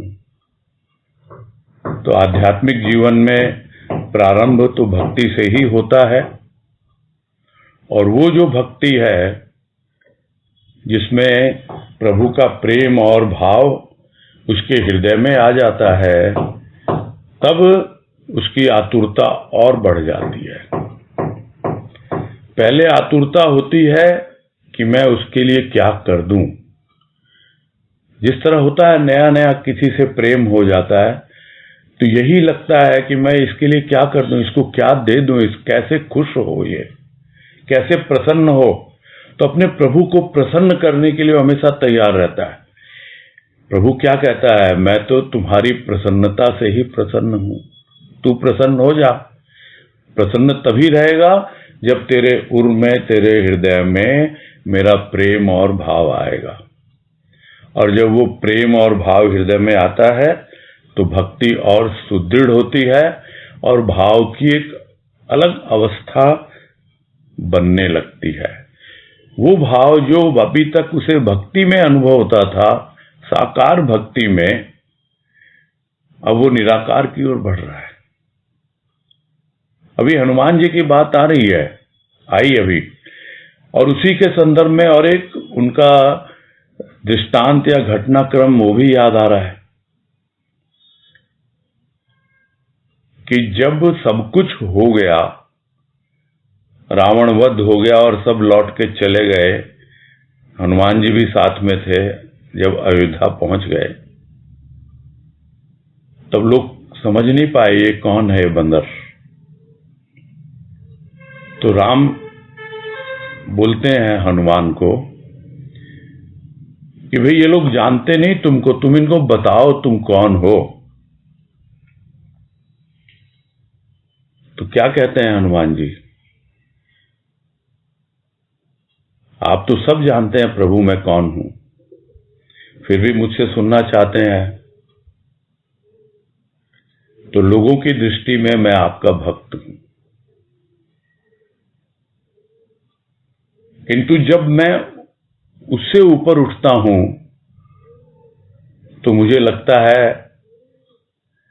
आप मेरे हृदय में बसे हुए हो और मैं आपके हृदय में बसा हुआ हूं।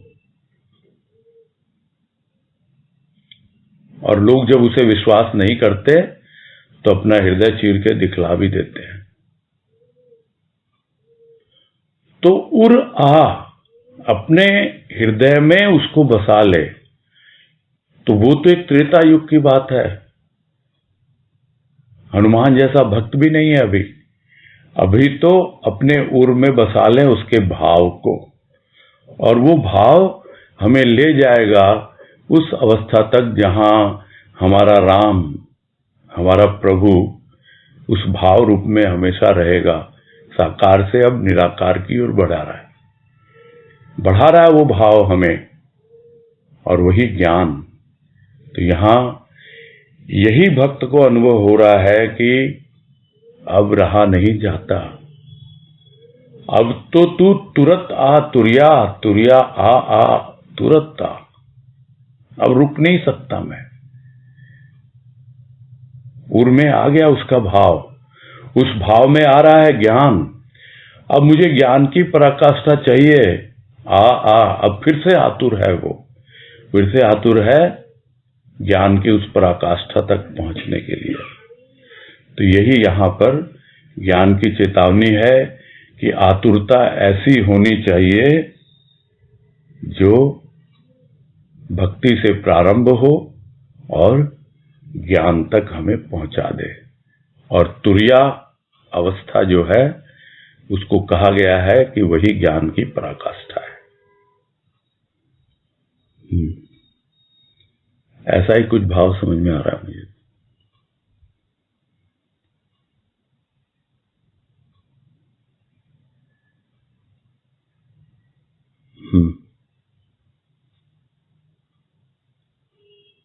हाँ भैया समझ आई। आतुरता तो है, लेकिन कैसी आतुरता है वो नहीं जानते, लेकिन भाव क्लियर समझ में आया। हाँ भैया, प्रणाम भैया। हाँ, हरिओम हरिओम। आगे बढ़े। नेक्स्ट है भक्ति की 1300 1300।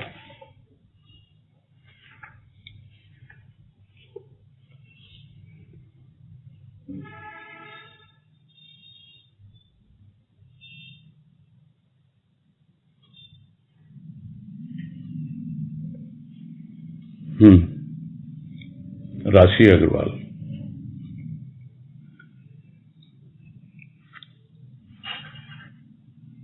प्रणाम भैया। हाँ नमस्कार, बोलिए। ये भक्ति की वाणी है 1300। वर्षा के छींटे पड़े, बरसा के छींटे पड़े, अब चलना दुश्वार, कौन सुने बेबस की पुकार। इस पर कल भैया ग्रुप में डिस्कशन हुआ था, चर्चा हुई थी सबके साथ, तो काफी भाव खुला था, पर दो तरह के भाव आ रहे थे।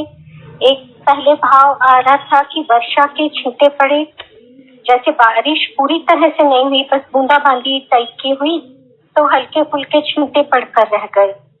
और वर्षा की छींटे पड़े से एक भाव ये आया था मन में कि जैसे अगर बोलते हैं कि गुस्से में बरस गया, क्रोध में बरस गया, यानी एक विकारी भाव की बारिश है, उसके भी छींटे पड़े, तो उससे चलना मुश्किल हो जाता है, आगे बढ़ पाना मुश्किल हो जाता है।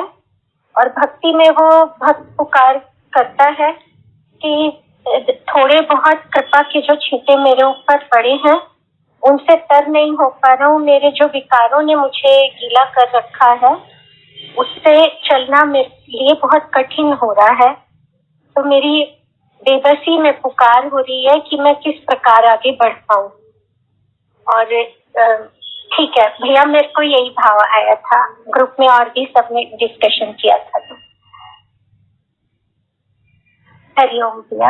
हरिओम। क्या एक एक का तो सुन नहीं पाएंगे, एक जन को और मौका दे रहे हैं। उमा जी बोलिए, उमा तुलसी। हरिओम भैया। वाणी है भक्ति की 1300 नंबर। वर्षा के छींटे पड़े, बरसा की छींटे पड़े, अब चलना दुश्वार, कौन सुने बेबस की पुकार। इसमें ये भाव समझ में आ रहा था कि वर्षा के छींटे पड़े, कि जैसे हम सत्संग में आते हैं तो हमको कुछ कुछ छींटे पड़ते हैं, कुछ कुछ हम भीगते हैं, मन में कोई चाह होती है तो लगता है अरे वाह आज तो बहुत अच्छा मन हो गया, तो कुछ छींटे तो हमको पड़े। लेकिन जब वो छींटे पड़ते हैं और मन में कुछ खुशी होती है, कुछ उमंग आती है, कुछ और आगे बढ़ने की इच्छा होती है, तो पुकार बनती है कि प्रभु हमको ऐसे तुम वर्षा करो, हमको सिर्फ छींटे नहीं ऐसी वर्षा हो हमारे ऊपर। कि मतलब पहले तो लगा कि वर्षा के छींटे पड़े यानी आनंद घन की सत्संग सुनी, वाणी सुनी तो अच्छी लगी, बस उतना लगा। पर बाद में लगा कि हमेशा ये वर्षा होती रहे, कि हमारे ऊपर ये छींटे पड़ते रहे, हर पल पड़ते रहे, क्योंकि उसके मन में व्याकुलता आ रही है, उसके मन में एक इच्छा जग रही है अंदर से कि कैसे प्रभु को पाए। एक बेचैनी आ रही है कि मुझे अब ये छींटे में भीगना है, क्योंकि उसको छींटे इस तरह से अच्छे लग गए कि उसके भीतर जो गर्मी थी वो गर्मी उसकी दूर होने लगी। जैसे पृथ्वी तपती है तो वर्षा होती है, वैसे ही उसने थोड़ा कुछ भीगा तो उसको बहुत अच्छा लग रहा है, तो उसकी और आगे बढ़ने की इच्छा हो रही है। तो वो पुकार कर रहा है कि अब मेरे लिए जीना मुश्किल हो गया, मुझे तो तेरे भाव प्रेम में भीगना है, मुझे उसमें रहना है। कि किस तरह से मैं पा जाऊं, किस तरह से सिर्फ बूंदा बूंदी से काम नहीं चलेगा, मेरे मन की बेचैनी तो पूरी तरह से जब वर्षा होगी तब मैं उसको जी पाऊंगा। कि तो फिर आगे कह रहे कौन सुने बेबस की पुकार। उसने पूरी तरह से अपने आप को समर्पित नहीं किया, पूरी तरह से उस प्रभु का आधार नहीं लिया है, तो उसे लग रहा है कि मेरी पुकार कौन सुनेगा। लेकिन जब हम पुकार करते हैं, सत्संग सुनते हैं, कि हमें लग रहा है कि कठिन परिस्थिति है हमारे जीवन में, ऐसा सब है, लेकिन आगे बढ़ने की जब चाह जग जाती है, उसे तो लग रहा है कि मेरा चलना दुश्वार हो रहा है और मैं बेबस हूँ, लेकिन बाद में मेरे मन में ख्याल आया कि भाई प्रभु ने पकड़ा है हाथ तो वो निभाएगा ही, वो तो हमें हर हाल में करेगा। कि हम कोई चीज की, जैसे स्कूल की हम देखते हैं कोई चीज की इच्छा हो जाती है तो हमको जब तक वो चीज नहीं मिलती तो हमें व्याकुलता रहती है। एक वाणी भी है ना कि कली की बेकली ही उसे खिलाती है। तो वैसे ही अगर हमारे भीतर में हम अपने आप को समझ ले कि प्रभु ही मेरा है, हम अपने आप को बेबस न जानकर उसको अपना आधार मान लें, तो फिर लगता है कि वर्षा उसकी तो हो ही रही है, हम उस वर्षा का आनंद ले पाएंगे। क्योंकि मुझे थोड़ा सा यही चल रहा था कि वर्षा की छींटे पड़े कि प्रभु तुम वर्षा करो और हम पे छींटे पड़े, लेकिन आगे लगा कि बेबस की पुकार कौन सुने। अगर हम सदगुरु की शरण में बैठे हैं, थोड़े थोड़े छींटे से भीगे हैं और मन में चाह जग रही है कि हमें पूरा नहाना है, पूरा उसके भाव रस में डूबना है, मन में व्याकुलता हो रही है प्रेम भाव में भीगने की, तो उसको दूर करने वाला तो ये सत्संग का द्वार बोले, प्रभु का आधार बोले। क्योंकि उसको लग रहा है कि मैं लाचार हूँ, मैं दुखी हूँ, मैं व्याकुल हूँ, अपने आप को बेसहारा पाता है। लेकिन थोड़ा कुछ कंफ्यूजन लग रहा था कि वो बेबस भी समझ रहा है, उसको अगर आधार मिल रहा है तो।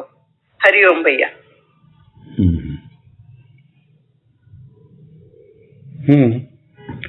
वाणी पढ़ के जो समझ में आ रहा है, जो भाव, इसमें दो अवस्थाओं का वर्णन है।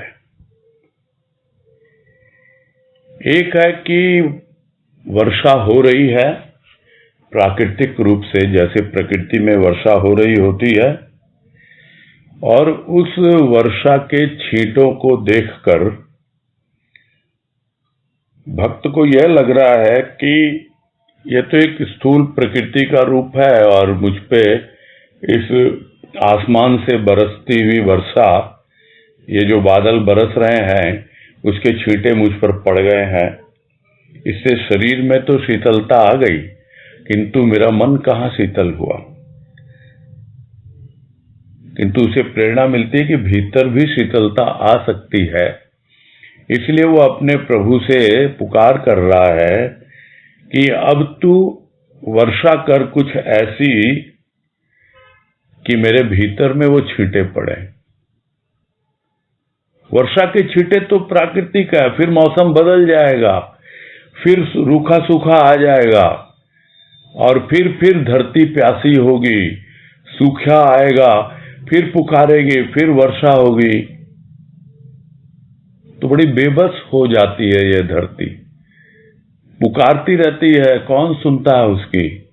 आता है, सुनता है, समय लगता है, किंतु तू तो ऐसा मुझ पर बरसा दे, अपने प्रेम और भाव की वर्षा ऐसी कर दे मुझ पर, मेरे अंतःकरण पर, कि मुझे लगे ही ना कि मेरा जीना दुश्वार है या कि मेरा चलना दुश्वार है। यानी इतना भीतर से भीग गया है कि अब चलना ही दुश्वार हो गया। जैसे बहुत ज्यादा वर्षा हो जाती है तो एकदम कीचड़ सा हो जाता है, चल नहीं पाता है। बोले अरे तुमसे प्रार्थना तो की थी भक्ति में डूब करके, प्रेम और भाव में डूब करके, कि वर्षा की छींटे पड़े।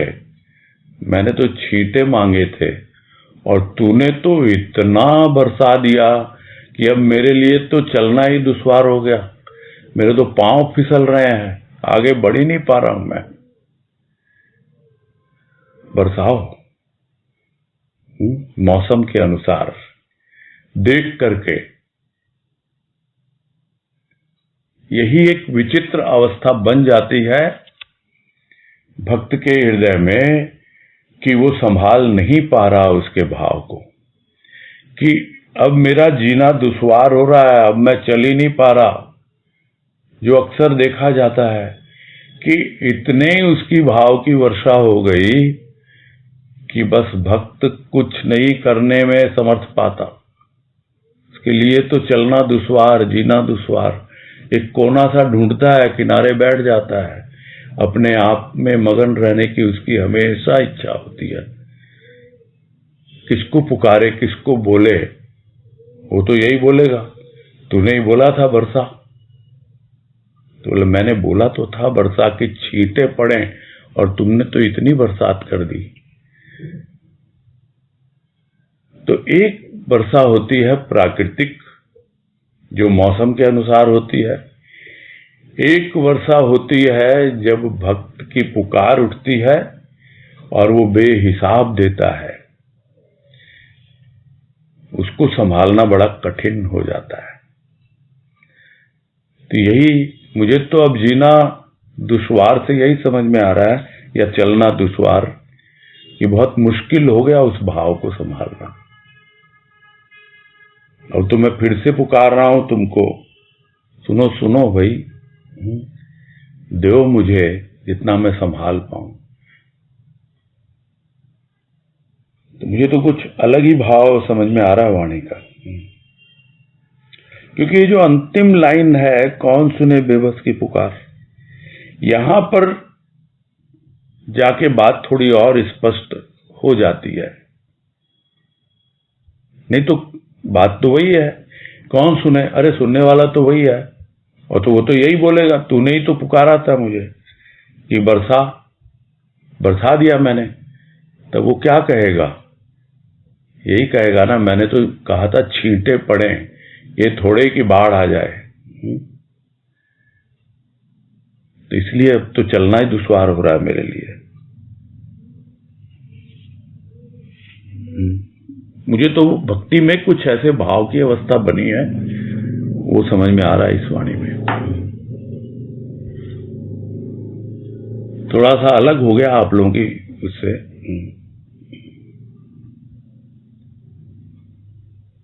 हाँ बोलिए राशि।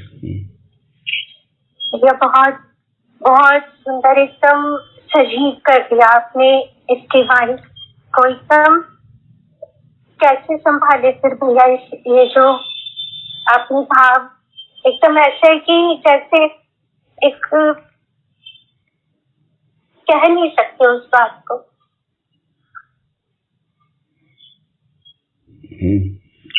उसी के ऊपर छोड़ देते हैं हम तो, भाई तुम जानो।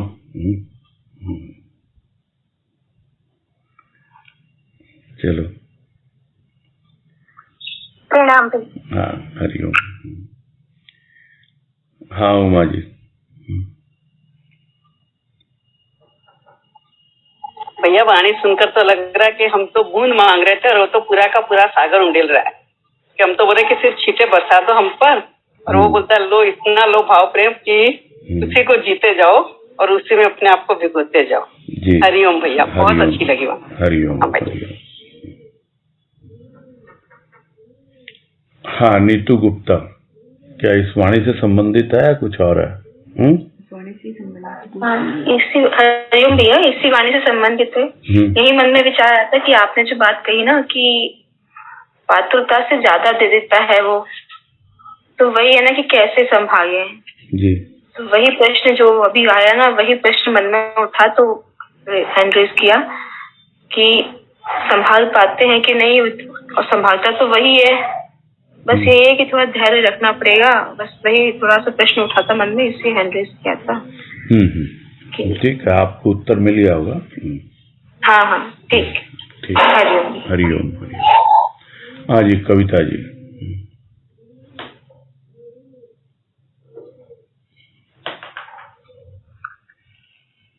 आवाज आ रही है भैया जी? हाँ आ रही है। मुझे ऐसा भाव आ रहा था कि वर्षा के छींटे पड़े, जब ये भक्ति की चेतावनी है तो मेरा ऐसा अंदर से भाव आया है कि भाई जब भगवान ने वर्षा के छींटे किए, अब संत के जब वर्षा के छींटे हमारे पर पड़े, तो कहते वो इतना इंसान अंदर से भर गया कि भाई वो अब संभाल नहीं पा रहा, उससे मतलब सहन नहीं हो रहा कि अब मैं कैसे इस तरह मतलब कि परमात्मा को पा। हाँ ये बातें तो हुई है ना, आप अपनी जिज्ञासा रखो ना, ये सब बातें तो हुई है।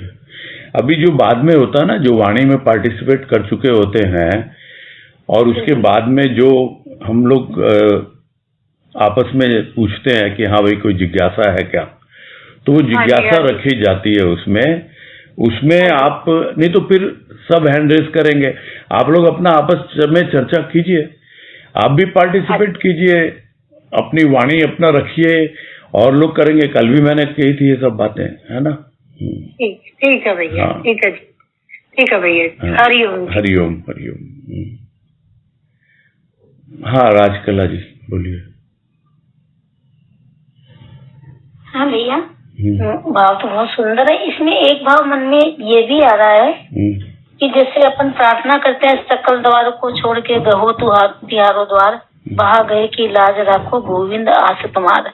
मैंने भक्त भक्ति के अंदर में जब सारे द्वारों को छोड़ करके एक के चरणों में टिक गया है, तब वो टिक गया तो कहता है अब तो मैंने सब द्वारों को छोड़ दिया, तेरे द्वार पे आ गया और तेरी कृपा बिना मैं चल नहीं सकता, मैं बेबस हूँ, तो मुझे तुम्हारी कृपा मतलब हर पल चाहिए।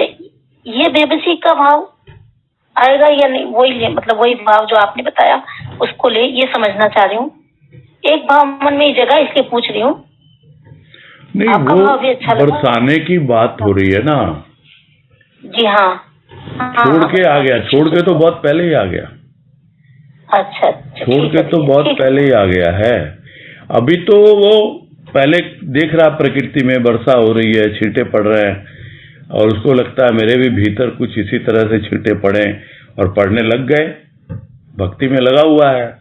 अब भक्ति में एक ऐसी अवस्था भाव की बन गई है, ये सब बातें हुई ना बाद में। ठीक है भैया, हाँ ठीक है भैया, प्रणाम भैया। हाँ, हरिओम हरिओम। आगे बढ़े।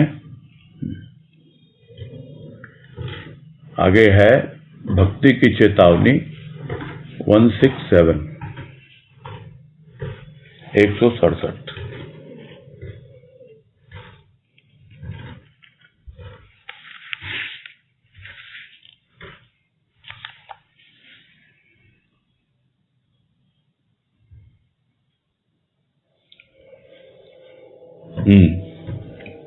बोलिए शर्मिला जी। प्रणाम भैया जी। हाँ नमस्कार, हरिओम। भक्ति की चेतावनी की वाणी है 167। नाच बिना साज, नाच क्वेश्चन मार्क, बिना साज क्वेश्चन मार्क।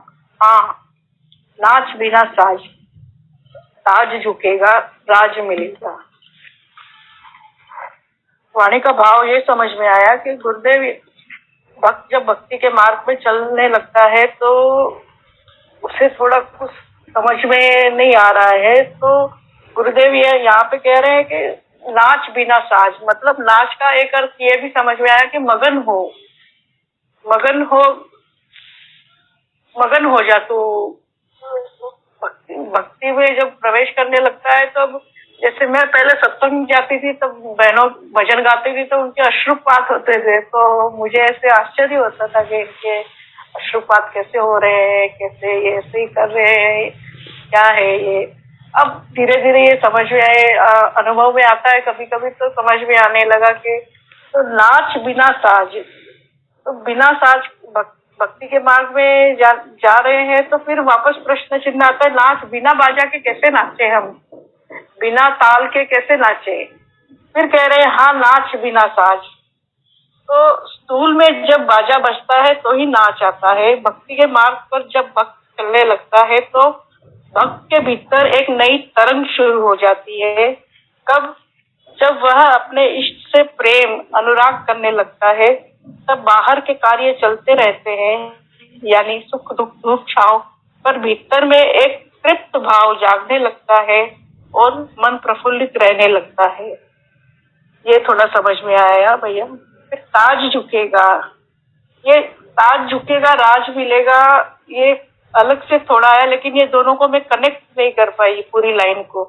ताज का यही समझ में आया कि अहंकार, ताज यानी अहंकार झुकेगा, भक्त को नमना आ जाएगा, अपनी धुन में मस्त रहते हुए स्थूल के विचार उसे परेशान नहीं करेंगे, क्योंकि उसका अब अहम झुकने लग गया। ज्यादातर विचारों पर गौर करे तो अहंकार के ही होते हैं। राज मिलेगा भैया जी, ये नहीं, ये थोड़ी पीछे वाली थोड़ी कम समझ में आ रही है।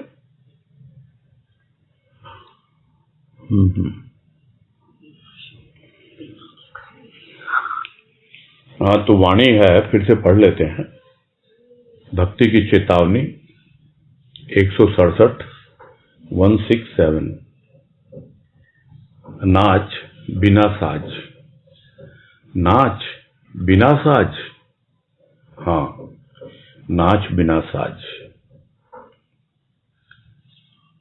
ताज झुकेगा, राज मिलेगा। तो इसमें यही भाव समझ में आ रहा है कि हम प्रतीक्षा करते रहते हैं कि हमारे पास सब कुछ आ जाए, सारे उपादान आ जाएं, ये भी हो, वो भी हो, वो भी हो, तब जाकर के मैं अपने प्रभु के सामने नाचूं। नाचने का मतलब क्या है? किस लिए नाच रहा है? अपने प्रभु को प्रसन्न करने के लिए। यहाँ नाच है क्या? नाच है उसके इशारों पे चलना, उसकी भक्ति करना। और जब तू उसके इशारों पे चल रहा है और उसको प्रसन्न करना चाहता है अपने नाच के द्वारा, तो फिर यदि उसकी इच्छा होगी तो साज भी तेरे सामने रखेगा और साज के अनुसार ही, उसकी ताल के अनुसार ही तू नाचेगा। साज का और एक मतलब होता है कि जब कोई नृत्य करता है तो पूरा सज धज के आता है, पूरी साज सज्जा के साथ आता है। ऐसा थोड़े कि जैसा है बिस्तर से उठा और नाचने लग गया। वैसे ही है, भक्त जब उसके सामने जाता है, जैसे अक्सर लोग हम देखते हैं कि मंदिर में भी जा रहे हैं या कुछ पूजा स्थल पर, तो पूरा अच्छे से उसी के अनुसार तैयार होके जाते हैं। बोले ये सब ऊपरी खेल हैं। तुझे नाचने के लिए, यानी मुझे प्रसन्न करने के लिए। क्यों नाच रहा है? मुझे प्रसन्न करने के लिए नाच रहा है ना। तो फिर तुझे साज की क्या आवश्यकता है? तू जिस हाल में भी नाचेगा, तू प्रसन्न हो जा और मैं भी प्रसन्न। भले ही साज हो या ना हो, भले ही तुमने अपने आप को सजाया हो या न सजाया हो, कोई संगत देने वाला तबला, ढोलक या कोई और साज हो कि नहीं हो, क्योंकि अक्सर ही कहते हैं बिना ताल के तो नाच होता नहीं है। लेकिन जिसके हृदय की ही ताल बन गई हो, धड़कन ही उसके लिए ताल का काम कर रही हो, तो उसे साज की क्या आवश्यकता है? बिना साज के नाचेगा वो।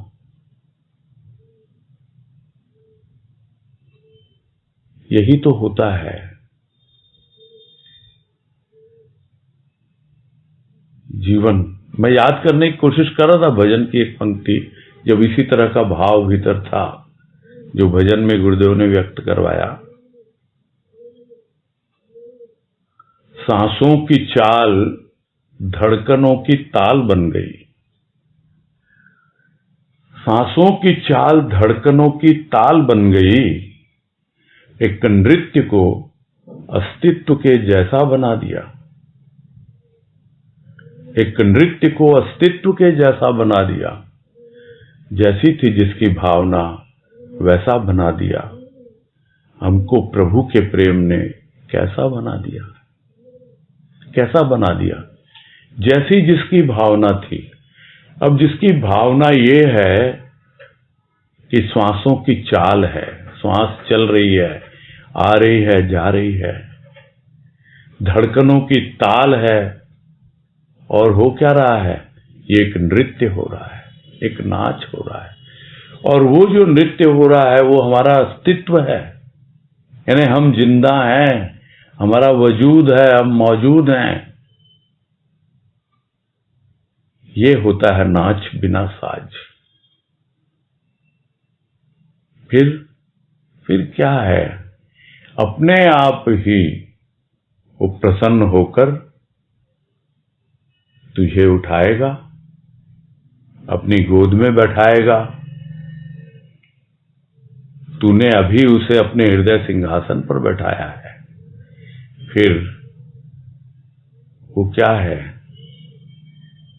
मोर मुकुट कहते हैं ना, भक्त उसके मोर मुकुट होते हैं। वो ताज झुकेगा, यानी जिसके ऊपर, सर के ऊपर ताज है, यानी वो राजा, वो झुक के तुझे उठाएगा प्रसन्नता पूर्वक।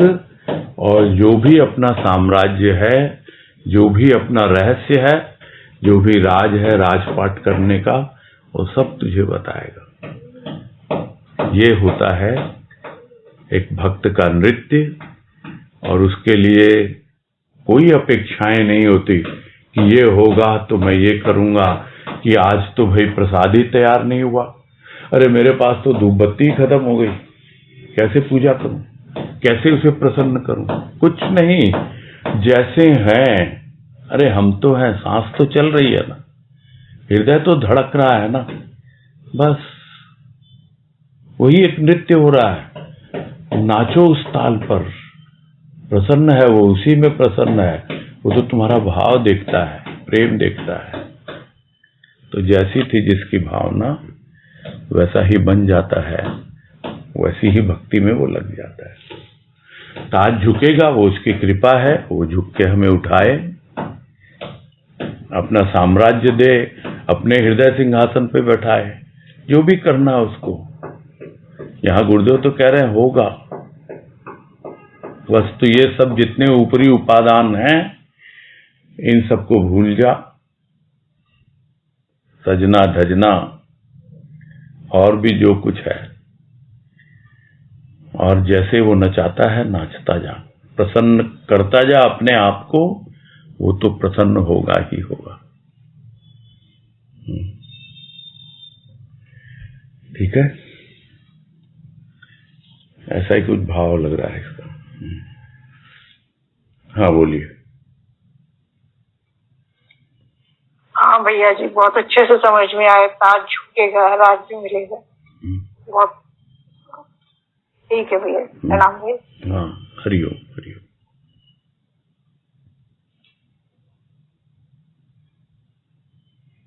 बढ़े, आगे बढ़े, थोड़ा समय है अभी, एक वाणी और ले लेते हैं। भक्ति की चेतावनी की ही है 1032 1032। जिनकी ओर से प्रस्तुत की गई है हैंड रेस करें।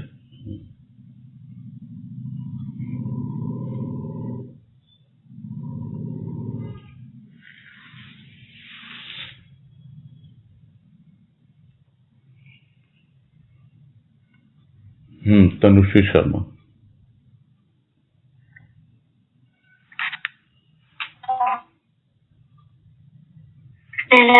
आवाज, भैया, हाँ आवाज कुछ डिस्टर्ब हो रही थी।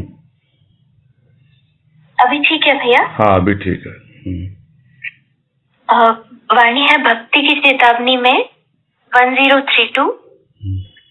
पल भर का अनुभव जीवन की सार्थकता है। तो इसका यही भाव लिया था भैया कि जैसे स्वामी विवेकानंद ने भी बोला था कि मोमबत्ती जलाने में तो एक क्षण लगता है बस, लेकिन मोमबत्ती बनाना, उसकी तैयारी करना, उसमें तो बहुत वक्त लगता है। तो हम जो भी सत्संग कर रहे हैं, जो भी हमारे प्रयास हैं, वो सब उस एक अनुभव को पाने के लिए है जो सिर्फ एक क्षण में आएगा। तो बाकी सब उसकी तैयारी है। तो ये भाव आया था, और उस अनुभव को हम पाएंगे तो ही हमारा जन्म लेना सार्थक होगा। तो ये भाव लिया था कि वो पल भर का अनुभव ही हमारे जीवन की सार्थकता है, कि बस वो पल भर, एक ही पल ऐसा आएगा, ऐसा भाव लिया था।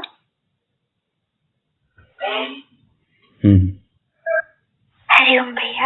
हरिओम। हाँ अनीता तुलसियान। प्रणाम भैया। हाँ नमस्कार। हाँ, पल भर का अनुभव जीवन की सार्थकता है। वह भक्ति की चेतावनी की वाणी है। तो यही लग रहा है कि भक्ति करते हुए जब वो आगे चलता है तो उसको लगता है जीवन तो मैं जी रहा था, लेकिन अब जैसे जैसे इस राह पर चल रहा हूँ, एक अनुभव जो उसके जीवन में आता है तो उसको बड़ा अद्भुत लगता है। और तब उसको लगता है कि अब मेरा जीवन सार्थक हो रहा है। अभी तक तो खाओ पियो मौज करो वाली जिंदगी तो मैं जी रहा था और समझता था पहले कि यही सार्थकता है, इसीलिए जीवन मिला है।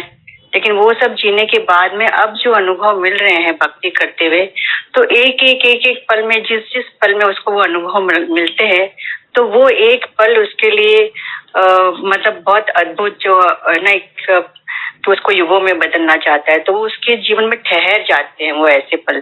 तब उसको लग रहा है कि अब जिस राह पे मैं चल पड़ा हूँ वो मेरा सार्थक हो रहा है। जैसे एक बहन जो आज पार्टिसिपेट नहीं है इंटरेस्ट करी हम लोग में, उसने भी एक भाव बहुत अच्छा लिया कि हम लोग जो चर्चा आजकल करना सीख गए हैं, जो शुरू किए हैं, तो वो एक एक पल हमारा जो चर्चा में लग रहा है, तो लगता है कि ये हमारा एक एक पल कितना सार्थक हो रहा है। तो इस तरह से भैया भाव आ रहे थे वहां पर। हरिओम, प्रणाम भैया। हरिओम।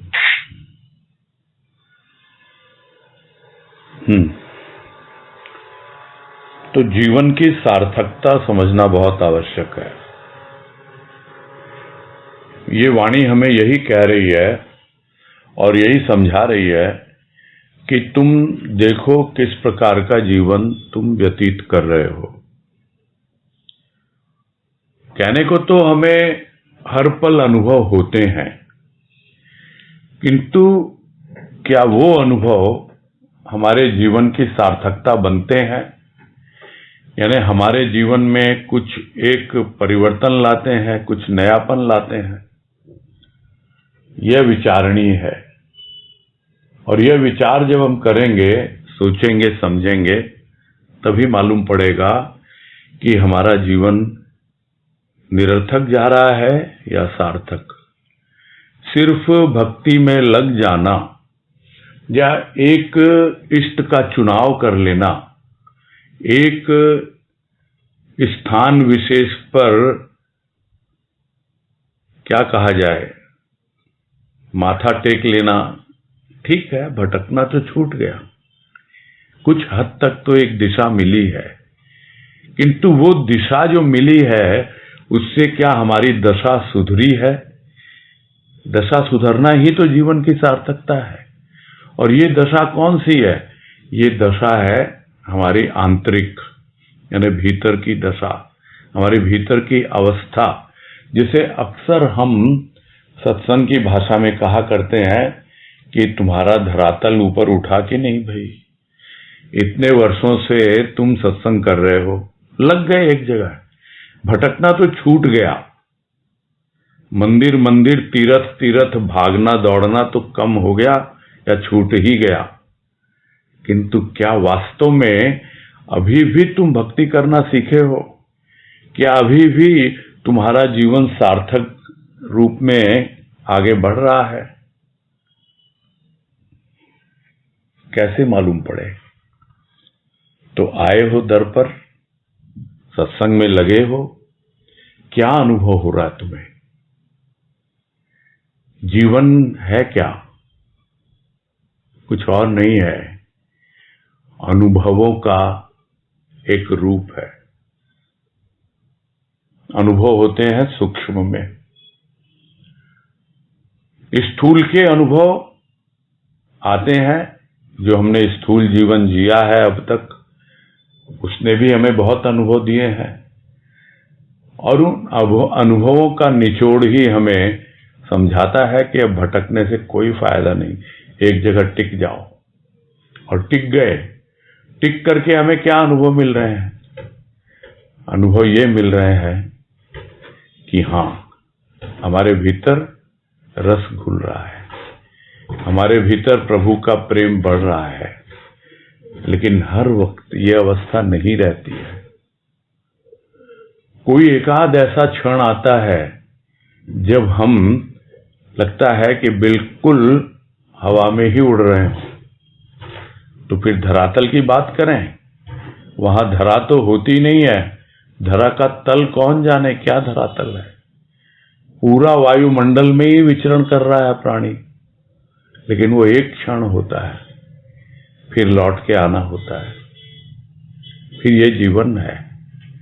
फिर देखें वो जो अनुभव हमें मिला, उस अनुभव ने हमें क्या दिया, वही हमारा सार्थक जीवन है। उस अनुभव पे जब हम मनन चिंतन करेंगे और उसे सूक्ष्म से सूक्ष्मतम रूप में परिवर्तित करेंगे गुरुदेव की कृपा से, तब वो एक पल ही हमारे लिए बहुत महत्वपूर्ण हो जाता है। तो जो भजन की पंक्ति अभी अनीता कह रही थी वो मैं ठीक से बोल दूं, क्योंकि उन्होंने स्पष्ट रूप से कहा नहीं कि समर्पित क्षणों को युगों में बदलना, हमें क्या ये सारा जहां चाहता है। समर्पित क्षण होते हैं, वो एक एक क्षण को जब युगों में बदलता है प्राणी, तब उसकी भक्ति बहुत सुदृढ़ होने लगती है, उसका जीवन सार्थक होने लगता है, और वो जो क्षण उसे अनुभव दे जाते हैं वही उसके लिए उसकी पूंजी है, वही उसके लिए उसका खजाना है। उन्हीं को वो संजो के रखना चाहता है युगों युगों तक, और उसी में जीना चाहता है। तो ये एक भक्ति का रूप गुरुदेव ने समझाया इस वाणी के माध्यम से कि यदि पल भर भी तुम्हें अनुभव वो मिल जाए, तुम्हारा जीवन सार्थक हो जाए। यही भाव समझ में आ रहा है।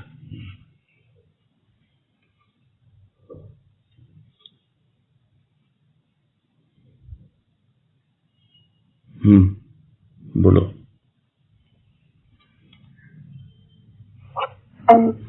राम भैया, हाँ। ये किसी विशेष अनुभव की बात है या मतलब जो भी समर्पित क्षण जीवन में मिलते जाते हैं उन सब की बात है? समर्पित क्षण ही विशेष होते हैं। अच्छा, तो यहाँ किसी एक अनुभव की बात नहीं है, जितने भी टोटल है जीवन तो टोटलिटी में जीता है ना। अच्छा, टुकड़ों टुकड़ों में कौन जीता है? खंडित जीवन है वो।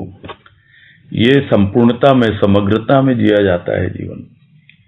पूरी तरह समर्पित है, लेकिन वो समर्पण का एक ऐसा क्षण आता है जिस क्षण में आपको कुछ अलग ही अनुभव मिलता है। वो एक क्षण का अनुभव लगता है, हाँ अब सत्संग करना सार्थक हुआ, अब भक्ति करना सार्थक हुआ, अब मानव जीवन धारण करना सार्थक हुआ। अपने आप मालूम पड़ता है, कोई बताने नहीं आता। अच्छा, ठीक है।